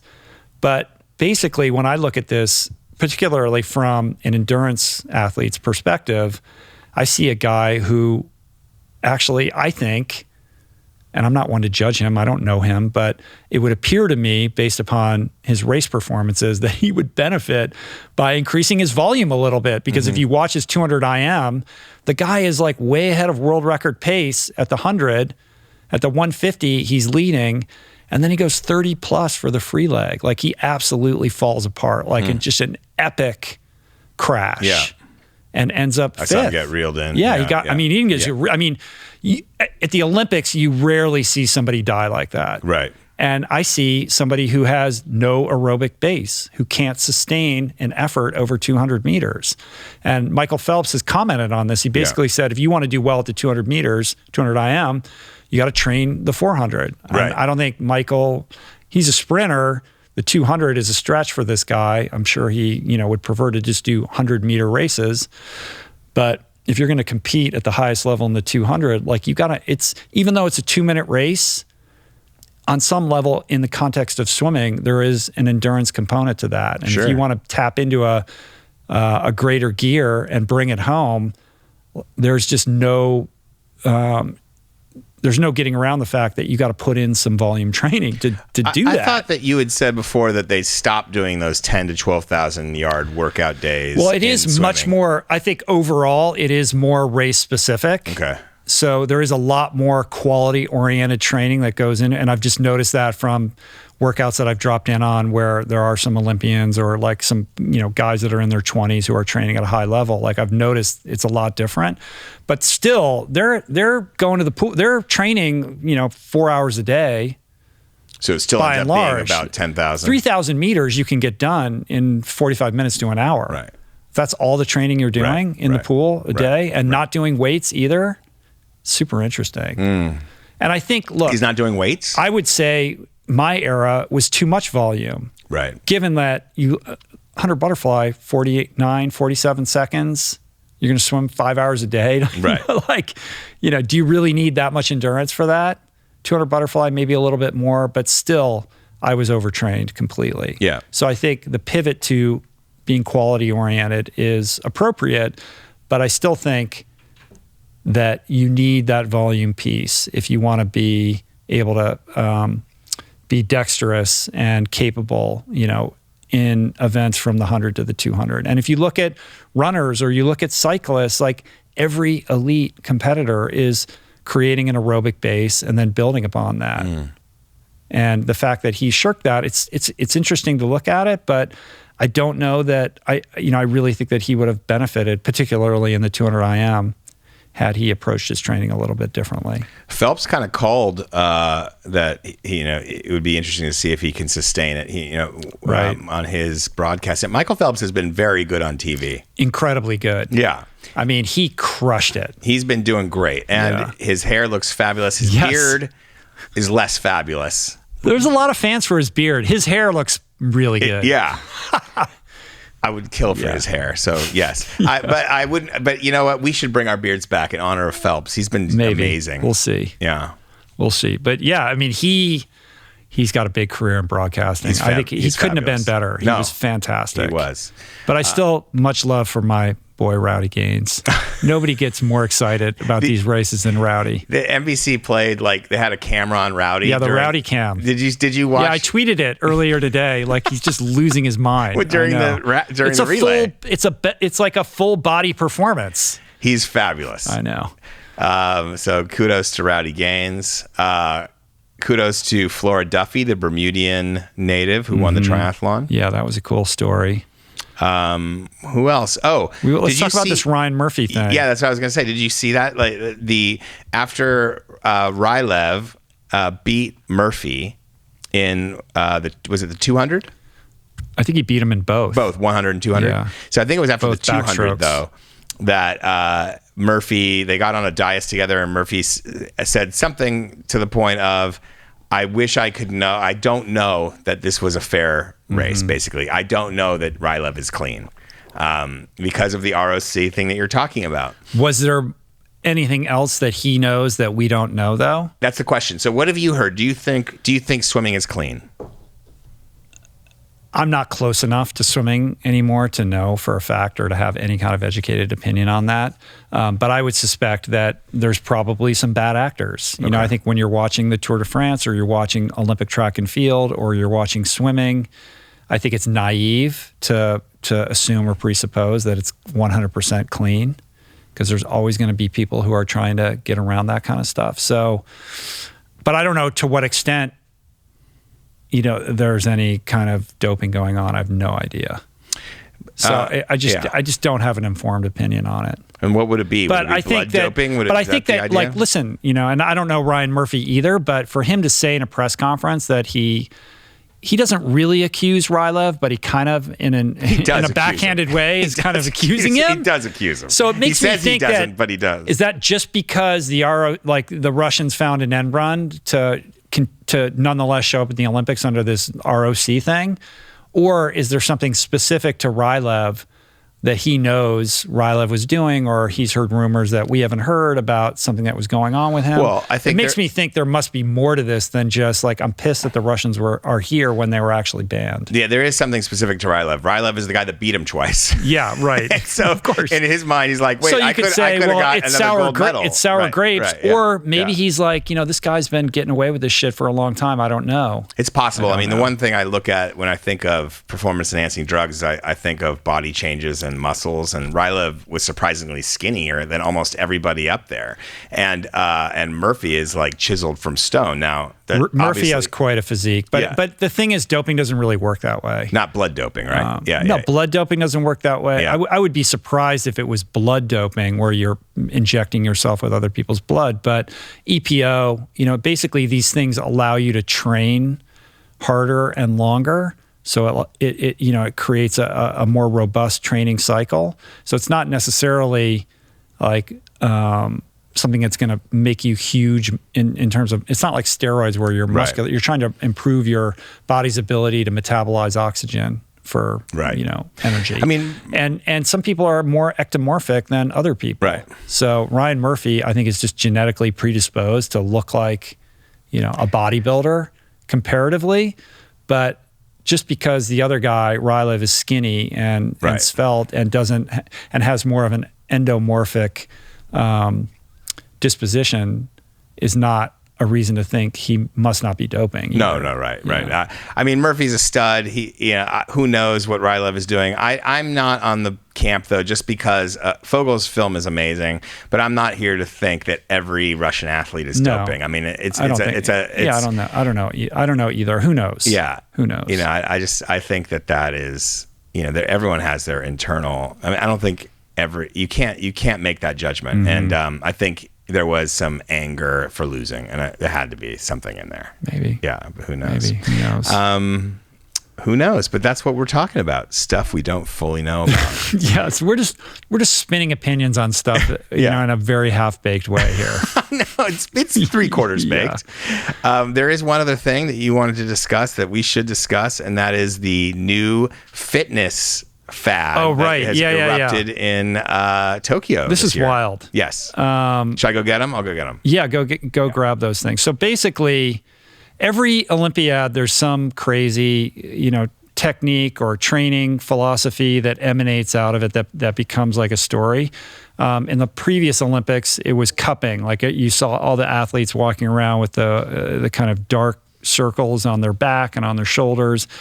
This year, it's something called Kaatsu. Kaatsu? Kaatsu. Yes. Which is basically this, what do you call it? Like a blood flow restrictor type thing. Like bands that you put around your extremities to restrict blood flow that when used in training stimulate your hormonal system and your circulatory system to produce a result that mimics training, right? So it's, that's a really bad way of describing it. The idea is to make the circulatory system more elastic. So it's basically you're increasing elasticity of your capillaries, which allows by restricting blood flow and then letting it go. So it's like 30 seconds restricted, 5 seconds let it flow, and back and forth. What you're doing is you're creating elasticity there, which triggers the hormonal system and a lymphatic response to get rid of waste, basically metabolic waste, lactic acid. You can flush that out. It's essentially a tourniquet. It's basically a turn. So originally but it doesn't completely restrict the blood flow. You're not trying to cut it off completely. Right. So it is a tourniquet. They used to be just bands that you could use and maybe train that way. In reality, the Kaatsu, these bands here that we have that now there's a brand called Kaatsu Training that Stephen Munatones is involved with, who is basically runs WOWSA, the Open Water Swimming Association, is the #1 chronicler of all things open water swimming. I've known Steve forever, and I did not know anything about this Kaatsu thing. So in 2001, he met the guy who was using Kaatsu just in tourniquet form, just in bands, manually, with 20 people. One of them, he actually Dr. Satu, this Japanese guy. And Steve, I guess, is fluent in Japanese. Yes, apparently. And so he went and met with him in 2001, I guess it was. And at that time, there was a thought that as you age, muscles atrophy and bone density diminishes, and that's just the way it goes. And there's nothing you can do about it. Weights help to some degree. That's why they ask older people to get into the gym and do some weight resistance stuff and machines to make sure you don't lose bone density. he proved with these bands and his techniques in an 104-year-old woman, I believe it was, he built bone density in a 104-year-old using blood flow restriction. And so, Stephen got involved with him, and they developed a way, basically using kind of a blood pressure cuff technology with air and pressure, a way to make it automated so that you can use it. And what Stephen, a lot of the reporting, there's been Futterman, Matt Futterman at the New York Times did a great story. This was the first story. Former podcast guest. Always qualify. Yes. Matt Futterman. Yes. Friend of the pod. Yeah, he wrote this, who basically runs the sports desk, does he not? What's his job specifically? But he is an editor, and now he's mostly reporting these days. Yeah. But he wrote this great article for the Times, a hot fitness trend among Olympians, blood flow restriction. And he talks all about this, which is, I don't know how I never heard about this. I started looking into it. Ben Greenfield actually did a whole podcast episode about this like a year ago, and he had Steve on as a guest. So if you want to learn more, check that out. But so Steve told me that it's actually better for recovery, and so he sent them to me right before I did the Goggins, 4x4 48, because he knew I had problems with my feet, and so I used them then in between, and I used. How did this not show up as a show and tell earlier? Then I brought them once, and you then did? Yes, and then we forgot, or I forgot what it was, but. So I use them before and after, but mostly after. And he says that the reason you do that is because it allows. So people ice usually. If after a run, if you have bad joints, you ice. After playing basketball, you ice. Ice has been this thing that everybody tells you to do. Physical therapists tell you, doctors tell you. He's saying ice only. What ice does is it sends the blood back. And it increases some sort of circulation, or restricts or increases circulation in some places. But he said it's very superficial. The blood will only flush out very close to the skin, and it'll stay in the area. What this does is it allows actual blood flow to restrict and then flow again, and that allows you to really recycle the blood, get that metabolic waste out of there. And so basically what happened was in 2001, he met up with him, he created this thing, and still it was used to the general public, but gradually Steve got more and more athletes interested. What turned the tide was he got the Navy SEALs interested. And so Navy SEALs started using it. From there, some NFL players started using it. The first Olympian to use it was Carmelo Anthony, the basketball player, in 2016. He started to use it. And it leaked out from there. And so now it's basically every single sport has someone using it. All these professional sports franchises are using this. Martial artists like, I don't know. I was today years old when I found out about this. It's the new thing. And he's saying it also helps with sleep. So what he told me today was that you can basically, if you put it on right before sleep or an hour before, it will, around your arms, it will trigger a parasympathetic response in your body, and it will help you get more into sleep. Instead of melatonin, you can use Kaatsu. I've never tried it for sleep. I'm going to try it for sleep tonight. But the other thing he said was that it's in such demand, people are calling him from Tokyo to get this Japanese-inspired product shipped to them, and they are like, they need to find product. Luckily, his main manufacturer in Korea was smart enough to stockpile microchips. He saw COVID happen, and he knew there's going to be a run on microchips somehow. Oh, wow. Like the one guy in the world that knew. So there's this, in the Futterman piece, there's also this character, Dr. Jim Stray Gunderson. Yes. Who has become a big advocate of this. He's a physician and a sports medicine researcher who's worked with Olympic organizations in the U.S. and in Norway. And he was the guy who pioneered the live high, train low approach, which is this idea that the best way to take advantage of altitude training is to live at super high altitude and then kind of go down the mountain and train at sea level and then sleep, high. And that's how you get the boost of oxygen carrying red blood cells, et cetera. But apparently Stray Gunderson gets excited about Kaatsu, trained with Sato over the last decade, becomes this Kaatsu master. and essentially is quoted in this article as saying you can get the benefits of swimming 10,000 yards by swimming maybe 1,000, which goes to the point of Michael Andrew because Michael becomes this proponent of it in his unique training philosophy and practices. But Andrew also, what Futterman says in this article is that he started experimenting with BFR, blood flow restriction, 5 years ago at the urging of Chris Morgan, a quote-unquote veteran swim coach. Chris is like an old friend of mine. Right. Remember when I shared about going to the monofin world championships? Yes, he was on that team. That's how I got to know Chris. Chris has gone on to coach European national teams, and then he was an assistant coach at Harvard. Like he has a lot of really cool training philosophies and methodologies. He's a good dude. And maybe we can get Chris to come on and talk about Kaatsu a little bit more, because it sounds like Chris is sort of at the bleeding edge of blood flow restriction. I certainly want to know more about this. It sounds a little bit like a panacea to me. Yeah. But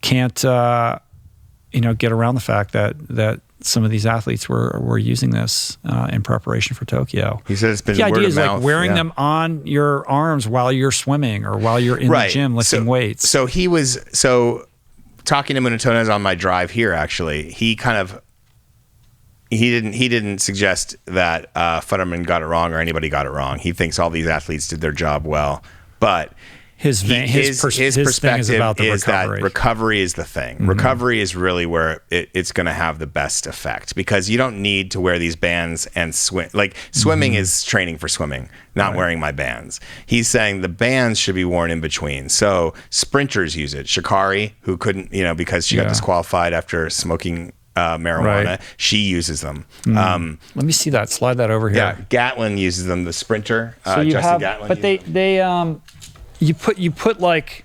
So I put it around my. But what is this? Like you blow air into it? It connects with this guy. So there's a pump. And then part of it. Yeah, it connects with this thing. And it fills it with. You cycle it, and you hear that? Right. It fills it with air. Yeah. Well, you know what? During the photo session, we'll put some Kaatsu on. Yeah, I feel like an IV drug user. That's what it is. It's like it's a legit, tourniquet, right? Oh, right. Yeah. I don't know how this works. I'm definitely doing this wrong. It looks good on you, though. We need an expert on here. No, I'll show it to you. I'm still getting over the fact that you've had this for a while and I knew nothing about it. I'm getting over the fact that I've had this for a while and I could have broken the story before Futterman, and I missed my opportunity because I didn't see it. You did. All right, cool. Bad reporting. So... Anything else? You want to say anything else about the Olympics? I mean, look, I love the Olympics. We could talk about this forever. It is weird watching it with no spectators and... it's a strange time, but I'm glad that, these athletes are having this experience. It must be surreal for them to compete without audiences. The whole thing is all very strange. And I love all things Olympics. I grew up with that Olympic dream myself, and it's always just held a really special place in my heart. So I am a glorious kind of like fan and optimist around all things Olympics, while also knowing the IOC and all these organizations are completely messed up. I grew up knowing I had no chance at ever being in the Olympics, but I've always enjoyed watching them. Well, you know what? I love the camaraderie. I love the different nations. I love the international appeal, the cultural exchange. In this, it really inspires me to see the cultural exchange, to see the countries coming together. And this year, I've loved the hurdles out of nowhere. Like, I freeze frame, like when you see a couple of them go over and then the one's chasing. And then, when the ones behind are over, and then I pause it to see, and everyone's off the ground all at once. And it's just like pretty cool. The photography. And speaking of photography, I just want to give a shout out to a photographer I've worked with before, Donald Morale. I think I'm pronouncing his name correctly. I've worked with him on a story for ESPN. He's a longtime Sports Illustrated photographer, a great prone paddler based out of San Diego area, and he has the best Instagram feed from Tokyo. He's shooting for Nat Geo, And the stuff he's putting out there is just unparalleled. So I want to link to that. Yeah, I'm looking at his Instagram right now. It's pretty stunning. Could be Donald Morale. I yeah, 2 L's. Yeah. Donald Mirale, Mirale, however you pronounce that. This picture of Caleb Dressel with the traps. Oh my God.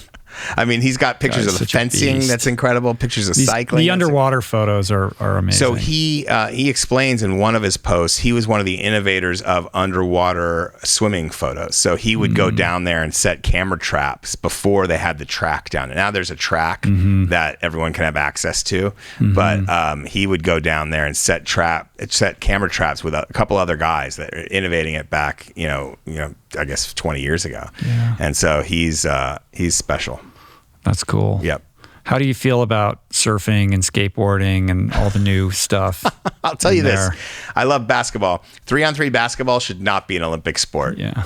Like, I'd rather see foursquare or, like kickball, dodgeball. I'm not into this X Games meets the Olympics thing. I've never really been into it. Really? I think snowboarding is a great Olympic sport. I'm not so sure about skateboarding and BMX. I mean, how can you differentiate then? How can you be okay with snowboarding and not okay with skateboarding or surfing? I'm okay with surfing too, to be honest with you, as an Olympic sport. You're just changing your... I don't know. How dare you change your mind in real time, Adam?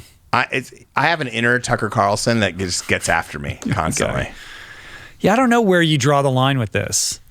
Obviously, not everything should be included in the Olympics. Shooting has been in the Olympics forever. I mean, I think to me, the benchmark is always like thinking about the original spirit of the Olympiad and what it was intended to be. Which was what? And I think you have to respond to culture. And when, like, everything is fluid, just like language isn't fixed. Like, these things are always changing. And I know, but I'm a huge baseball fan, and none of the real professional baseball players are playing. So why is baseball in the Olympics? I don't know. It's weird like that, right? And soccer the same way on the men's with side. Basketball, you get the NBA guys, but with baseball, you don't. And I don't think the Premier League guys are playing in the soccer side. I don't think so. I don't think they're getting the Premier. Like, it's not the World Cup team that's over there. It's not the same. Different players. Not in every case. Yeah. It's weird how that works. It is weird. ROC. It's the ROC. I can't get over the ROC thing. You don't want that? You want them really properly banned?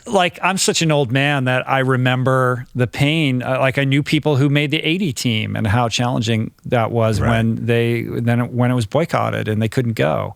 Well, that's so now probably there's a what boycott. It was. Now there's a boycott and they still go. It's not a boycott. It's a ban. I mean, a ban. Yeah. Basically.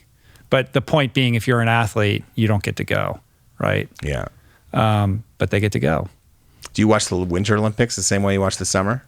Not as keenly. Me neither. Yeah, but maybe I think I will this year. I love it. Yeah. There's more people dressed head to toe in Lycra in the Winter Olympics, which I think is interesting. Our swimsuits are not great. There's a lot of Lycra in the Summer Olympics. There's not a great. Our swimsuits have not been the most stylish. Our costumes are not great. No. Like Liberia has. Why does Ralph Lauren get appointed to design the U.S. Olympic team uniform every time? Because we couldn't find Levi Strauss.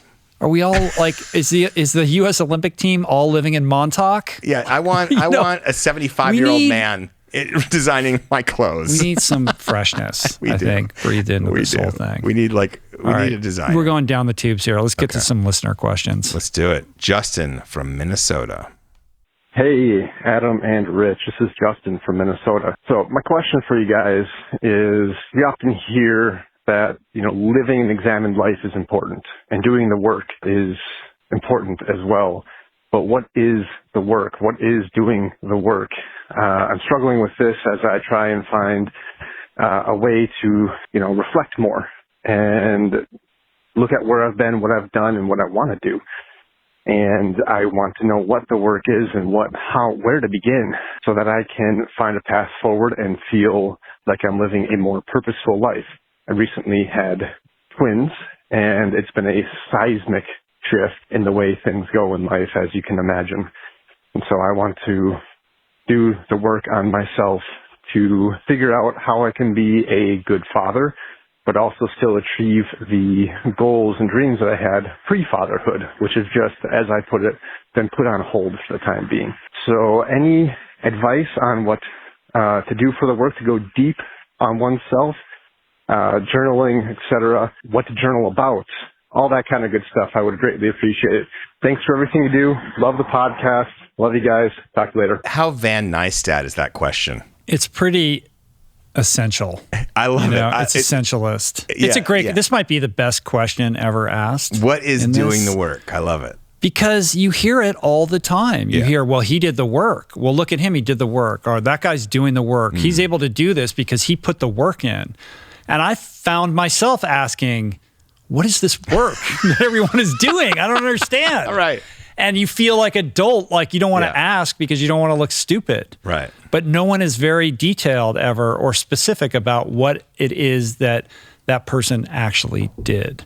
So let's try to answer that. I think there's no right or wrong answer. There is no one way. There is no one work.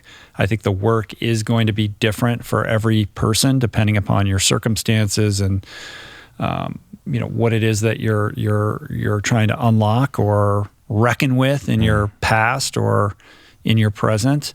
But I think overall the basic idea around the work, quote unquote, the work, is engaging in some form of inward journey, some practice of self-examination that's motivated by a genuine intent to better understand yourself objectively, honestly, so that you can have a greater sense of awareness around not just what you're doing, but why you're doing the things that you're doing, why you tell the stories that you continue to tell yourself, why you continue to repeat a certain behavior pattern, even though you know it's moving you in the wrong direction.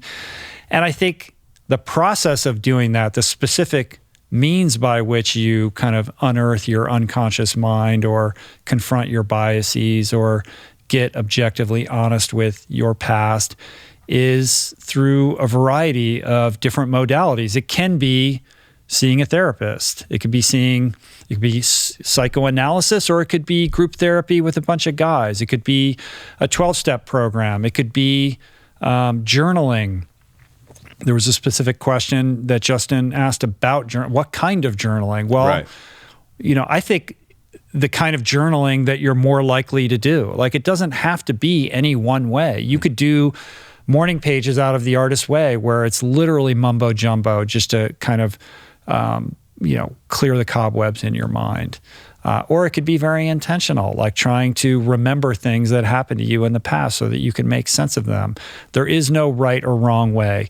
The only kind of objective correctness in all of it is that you are trying, like that you are moving inward in some way that feels appropriate for you to make sense of your interior life.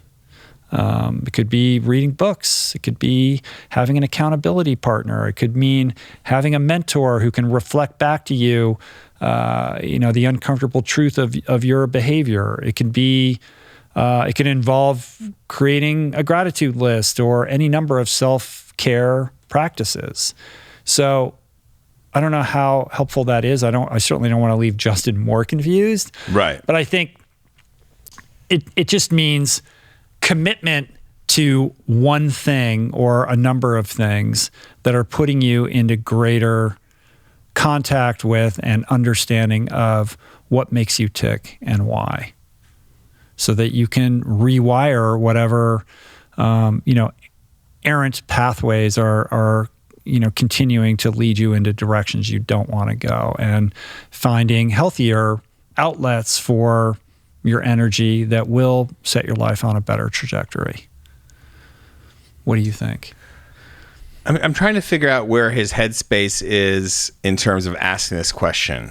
Like, to find a path forward and feel like he's living a more purposeful life. So does that mean he's doing work or doing a job that he's not feeling connected to? Is he not feeling fully connected to the purpose in his life? Because I think there's nothing more purpose than two babies that showed up on your doorstep. Well, that's the immediate need so, that has to be addressed. But I think he wants to connect something else to that, because they do feed each other, right? If you feel fulfilled in one aspect of your life, it can make you feel fulfilled in the other. But my sense is that the twins thing is so overwhelming that there's this lurking fear that he's never going to be able to execute on his other goals. And you don't want to become the person that just like is, doing a job just because, just to pay bills, because bills need to be paid, because they do, especially now.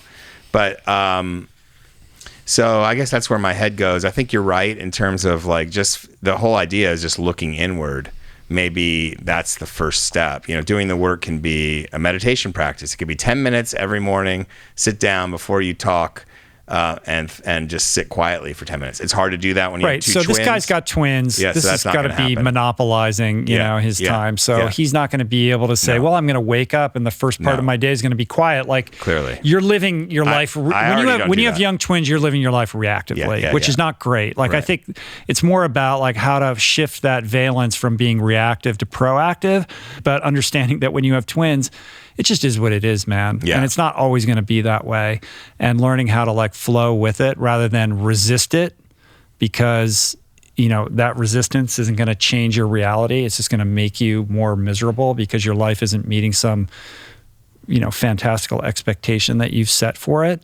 Just being okay with what is and carving out whatever time you do have or those moments in between everything else that you're doing to, find some kind of practice that will help give you a little bit of peace, clarity, and objectivity. I think accepting what is. That's a huge part is like of the it. first step, right? Like to me, like you got to accept where you are and who you are first. And that's always the first step. And so, there's ways of doing it quickly. Anything like going to therapy or going to a group therapy or journaling, all that stuff is time intensive. And of course. Time is at a premium right now. So accepting self, maybe coming up with some sort of habit or pattern that you can do with the kids, like get them into a dual stroller and go for a run or something like that for even 15, 20 minutes and just speak your mind into a recorder. Anything like that you can do at the same time. Things like that, just focusing the lens internally for some chunk of the day, and doesn't have to be a long part of your day, is a good way to start. You never know. And in those overwhelmed moments, I think having a gratitude practice is important. Just write down 5 things you're grateful for every day. Try to remember the big picture. That's a great thing. You can do that every day. Yeah. What a blessing it is that you have 2 healthy twins. Yeah. But that's a great question. It is a good question. I hope we answered it sufficiently. I don't think we did, but we're going to move on now. Okay. We're going to do a less...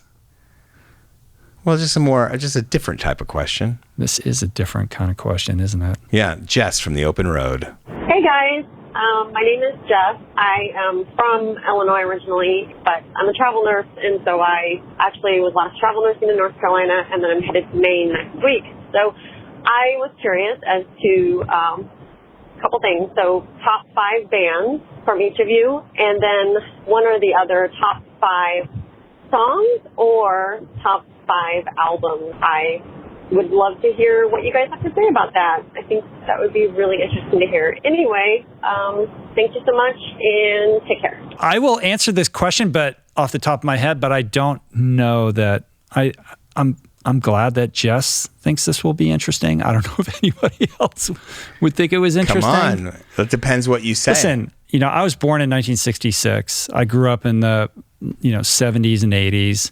I think everybody, when you go through those adolescent years, those early teen years, 14 through 18 or 19, something gets imprinted on you. The music that you're listening at that time becomes your favorite music, and that becomes like sort of anchored in you. I don't think it changes much. I grew up listening to, the big one for me is R.E.M. I loved R.E.M. That changed what I thought music could be. I fell in love with that. When I was in college, I listened to a lot of English beat and Joy Division and kind of new wave type stuff. The Smiths. The Smiths were a big one. Yes, with Hank Wise singing the Smiths on the pool deck. A bunch of like ska and a little bit of punk at the time. Fishbone. I saw Fishbone in concert many times. Fishbone, baby. But I love Wilco. Yankee Hotel Foxtrot is like a perfect album. I love Radiohead. Kid A, OK Computer are unbelievable. For REM, I still love their earlier records, Murmur, Reckoning. I just think they're genius. And if you're going to have the conversation about best bands and best albums, I mean, you gotta throw the Beatles in there. Definitely. Sgt. Pepper's. I love Jeff Buckley. I think his album Grace is one that finds its way onto my recurring playlist. I don't know, man. What about you? None of my top 5 would be bands that, except for maybe one, would be, or two, that would be bands that I like. I grew up that they were my favorite band at one point and then never stopped. The exception would be my favorite, which is Bob Marley and the Wailers. Was my favorite the minute I heard Bob, and then has remained the top, I think, most important band for me. But other than that, I had like my first favorite band was Talking Heads, then I got into Bruce Springsteen, and then like later I got into hip hop, and now I'm mostly listening to jazz, to be honest with you. But since the question, I will give you my top 5 bands: Bob Marley and the Wailers, David Bowie, Jimi Hendrix, John Coltrane would be my favorite jazz artists, and then of course you got to put the Beatles in there because they're just groundbreaking. Right. Songs, I would do Tangled Up in Blue by Bob Dylan, Exodus by Bob Marley, Heroes by Bowie, Voodoo Child by Hendrix, and I Love Supreme. These selections are indicative of somebody who's maybe out of touch with his own generation. 5 to 10 years older than you actually are. Yeah, I'm this isn't out of really touch with squarely Gen X. Are you even Gen X? I am. What year were you born? 71. Right. So I'm on the older spectrum. I'm right in the middle of Gen X, but yeah. That doesn't mean. So what I was trying to say is that I'm not one of those people that has top 5 bands. Mm-hmm. I love all music, and I love world music. I love rock. I love all kinds. So for me, but if you had to pin me down and I had to pick my top 5 bands, like in the spirit of this, that's what I would say. But in reality, I love all music. I don't have a limit. And it used to be that I did, but I don't really anymore. And so I'm kind of open to all great music. All right. The genre I listen to most is jazz, to be honest with you. Should we just, ditch everything that we've been doing and just talk about like music and movies on the podcast from now on out? You know what? Just culture, become some version of Chuck Klosterman. I'm going to wait until the next Google Doc and find out what I'm talking about. Because you want to talk about whatever I want to talk about, Adam, don't you? No, that's boundaries. not true. We had a whole thing. Do the work. Are you doing the work, Adam? Of course not.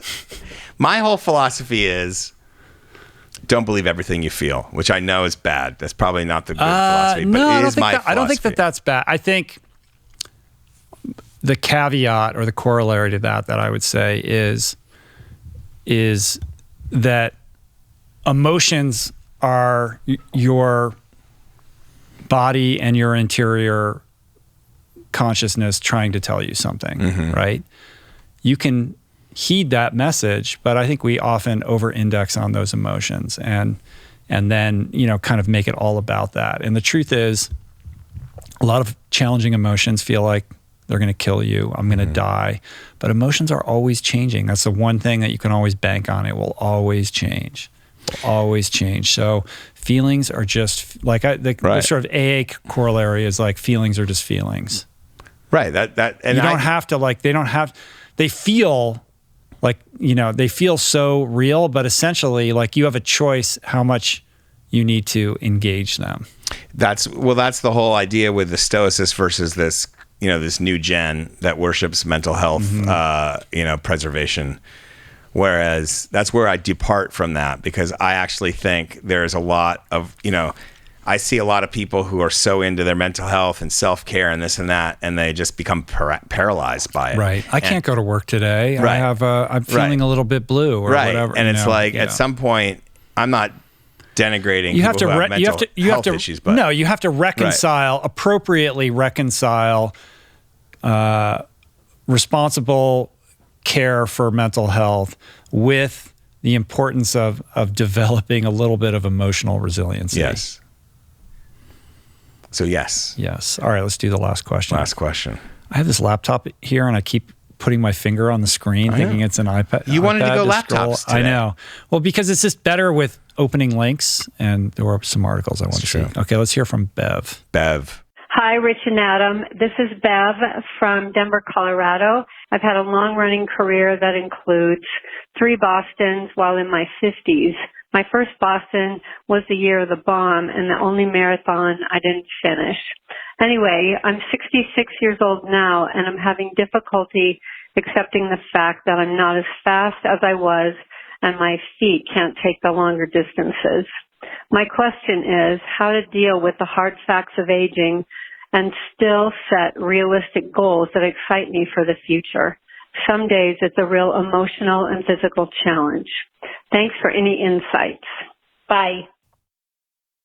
Thank you, Bev. I feel a little insecure trying to answer this question given the fact that Bev is like 11 years older than me. So she probably has more wisdom and experience about aging than I do.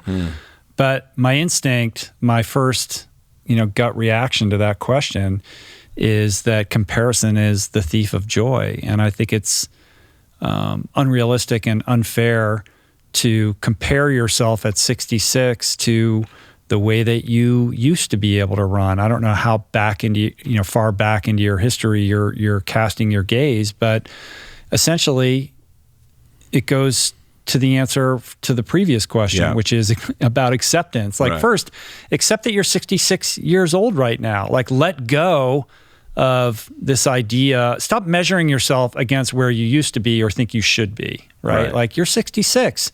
There's certain realities about that. Right. You're not going to be able to share my musical taste, for instance. Probably. Yeah, I would suspect that she does. So you could talk about Hendrix and Coltrane. But the idea that you're comparing yourself and judging yourself, you're creating trauma for yourself by judging yourself against a younger version. I don't know. What age are you looking at? 25, 45, 50? It's unclear. But essentially, you're setting yourself up to be disappointed because you're 66 and you're not going to be able to run as fast as you did when you were in your 50s or 40s, clearly. So I think the best way to reckon with all of that is to make peace with it, to train where you're at and focus on, where you can find the joy in all of it. You could still set goals, and those goals should be difficult, something you're going to strive for, but also realistic given the fact that, you're 66, and just try to be the best 66-year-old version of yourself, because comparing yourself to a past self, again, is a comparison that robs you of joy. It's a thief of joy. And honestly, truth talk for a minute here. Does anybody give a shit how fast you run at 66? No one cares. The only person who probably cares is you. Right. And it's important that you care. That's great. But the weight that you're putting on your times and all of that, I think, is playing into this heaviness that you're experiencing around running. So why not alleviate yourself of that pressure? Go zone 2, baby. Yeah. Go zone 2 and leave the times behind. Right. Holding on to, I can't run as fast as I used to. Is it worth it holding on to that for the kind of frustration that it's causing you? No. The consternation? What about running makes you happy? And orienting your goal around that, I think, is a better aim of your intentionality. Love it. If it's a performance, if it's performance that gets you out of bed in the morning and excited, then again, you can set a goal. There's nothing wrong with setting a performance goal, but don't set the goal you would have set for yourself at age 40. Just remember, if you sign up for that 10K right now, there are a bunch of athletes running around an oval that can do a 10K in 24 minutes. Yeah. It's shocking. So, what are we talking about here?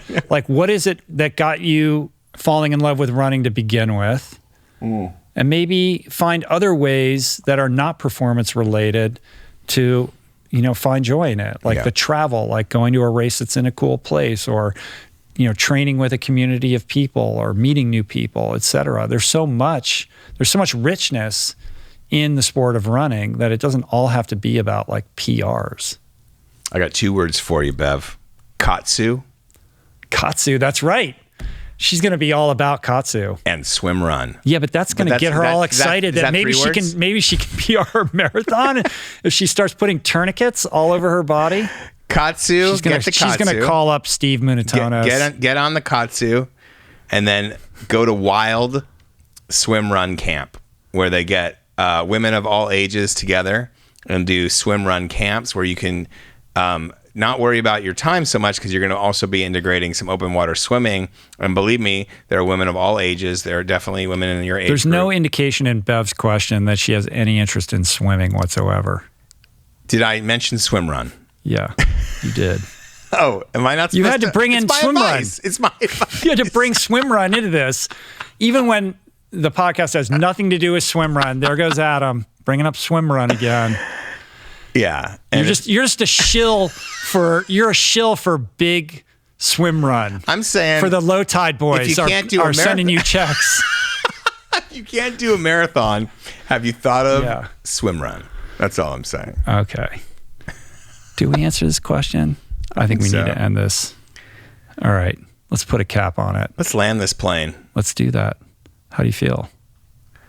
I feel like I didn't deliver on these questions. To be quite honest with you, but it's an emotion, and I'll get over it.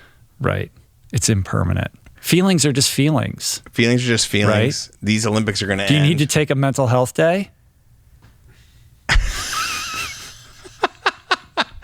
Do I look like That's founding? No, like if you would like the next roll on, I get a phone call in the morning. Rich, I can't record today. Bro, I can't do it. Yeah, I can't do it. I've been journaling too much. That feels snarky. What? I didn't say it. You said it. No, I'm reflecting on myself. Like I literally, we do need greater appreciation for the nuances of mental health in the workplace and in sport. I feel like between the two of us, you're more into the mental health camp. I am more into the try not to think about it camp. Yeah, it's a challenge because you do need emotional resilience. You need to develop the capacity for showing up when things are hard and you don't want to show up. So where do you strike that balance? That's really where the question lies. I think when the Jews were wandering the desert for 40 years, there were the kvetchers, and then there were the people like me that are just try not to think about it. Right. I was a try not to think about it Jew. Yeah. I was not a kvetcher Jew. I was a try not to think about it Jew. That's what I am. I'm the try not to think about it Jew. A very specific type. Subset. Yeah. I'm a subset of the desert people. You don't want to sit around and talk about it, all the permutations. Not only do I not want to talk about it, I don't want to hear you talk about it. No one wants to hear it anyway. All right. Exactly. I don't know what we're doing. Let's end this. All right. Okay. Listen, thank you, Adam. That was fun. I don't know what we did today, but we did something. We wore tie-dye. You did. Yes. If you would like your question answered in a haphazard and perhaps not helpful way, leave us a voicemail at 424-235-4626. Yes. Show notes on the episode page at richroll.com. Links to all the stuff we talked about, like Matt Futterman's article in the New York Times, et cetera, are all on the website. You can check that out there. Dive deeper into everything we discussed today. Please hit the subscribe button on YouTube, Apple, and Spotify, wherever you listen to the show. And that's it. Call. Leave us some questions, guys. Yeah, leave us some good ones. Yeah. I want to thank everybody who helped put on the show today. Jason Camiello for audio engineering, production, show notes, interstitial music, calendaring, taking care of the guest. He does all kinds of stuff here. Lots of stuff. Thank you, Jason. He stops people from sawing outside our doorway. He does. Yes. He's Johnny on the spot. When there's a noise outside, he runs outside and rectifies it. Post haste. Blake Curtis for videoing and editing the podcast. It's a lot of work. Thank you, Blake. He's the one who makes all of this look so cool. Jessica Miranda for graphics. Today we have Grayson Wilder on portraits. Thank you, Grayson. Georgia Whaley for copywriting. DK for advertiser relationships. Theme music by my boys Tyler Trapper and Harry. Appreciate all of you. I don't take your attention for granted. And I'll see you back here in a couple days with another awesome episode. We have Courtney DeWalters up this week. Just went up. I think who's going up in a couple? I think it's Eric Adams. Really? New York City's next mayor. Incredible. Yeah, man. Runners, mayors. All kinds of people. Bruce Friedrich, Clean Bruce Meat. Friedrich, Out of Work Journalist. You get them all. All right, man. I need a 2-week break from you. I'll see you in 2 weeks. Are we in a timeout right now? No, we're not in a timeout. Well, I guess we are in a timeout. Yeah. We're gonna hit timeout, and we'll see you in 2 weeks. I'm going to talk to other people while we're Are apart. you? You're not allowed. That's not part of our contract. All right, man. All right. Love you. You too, man. Peace. Plants. Namaste.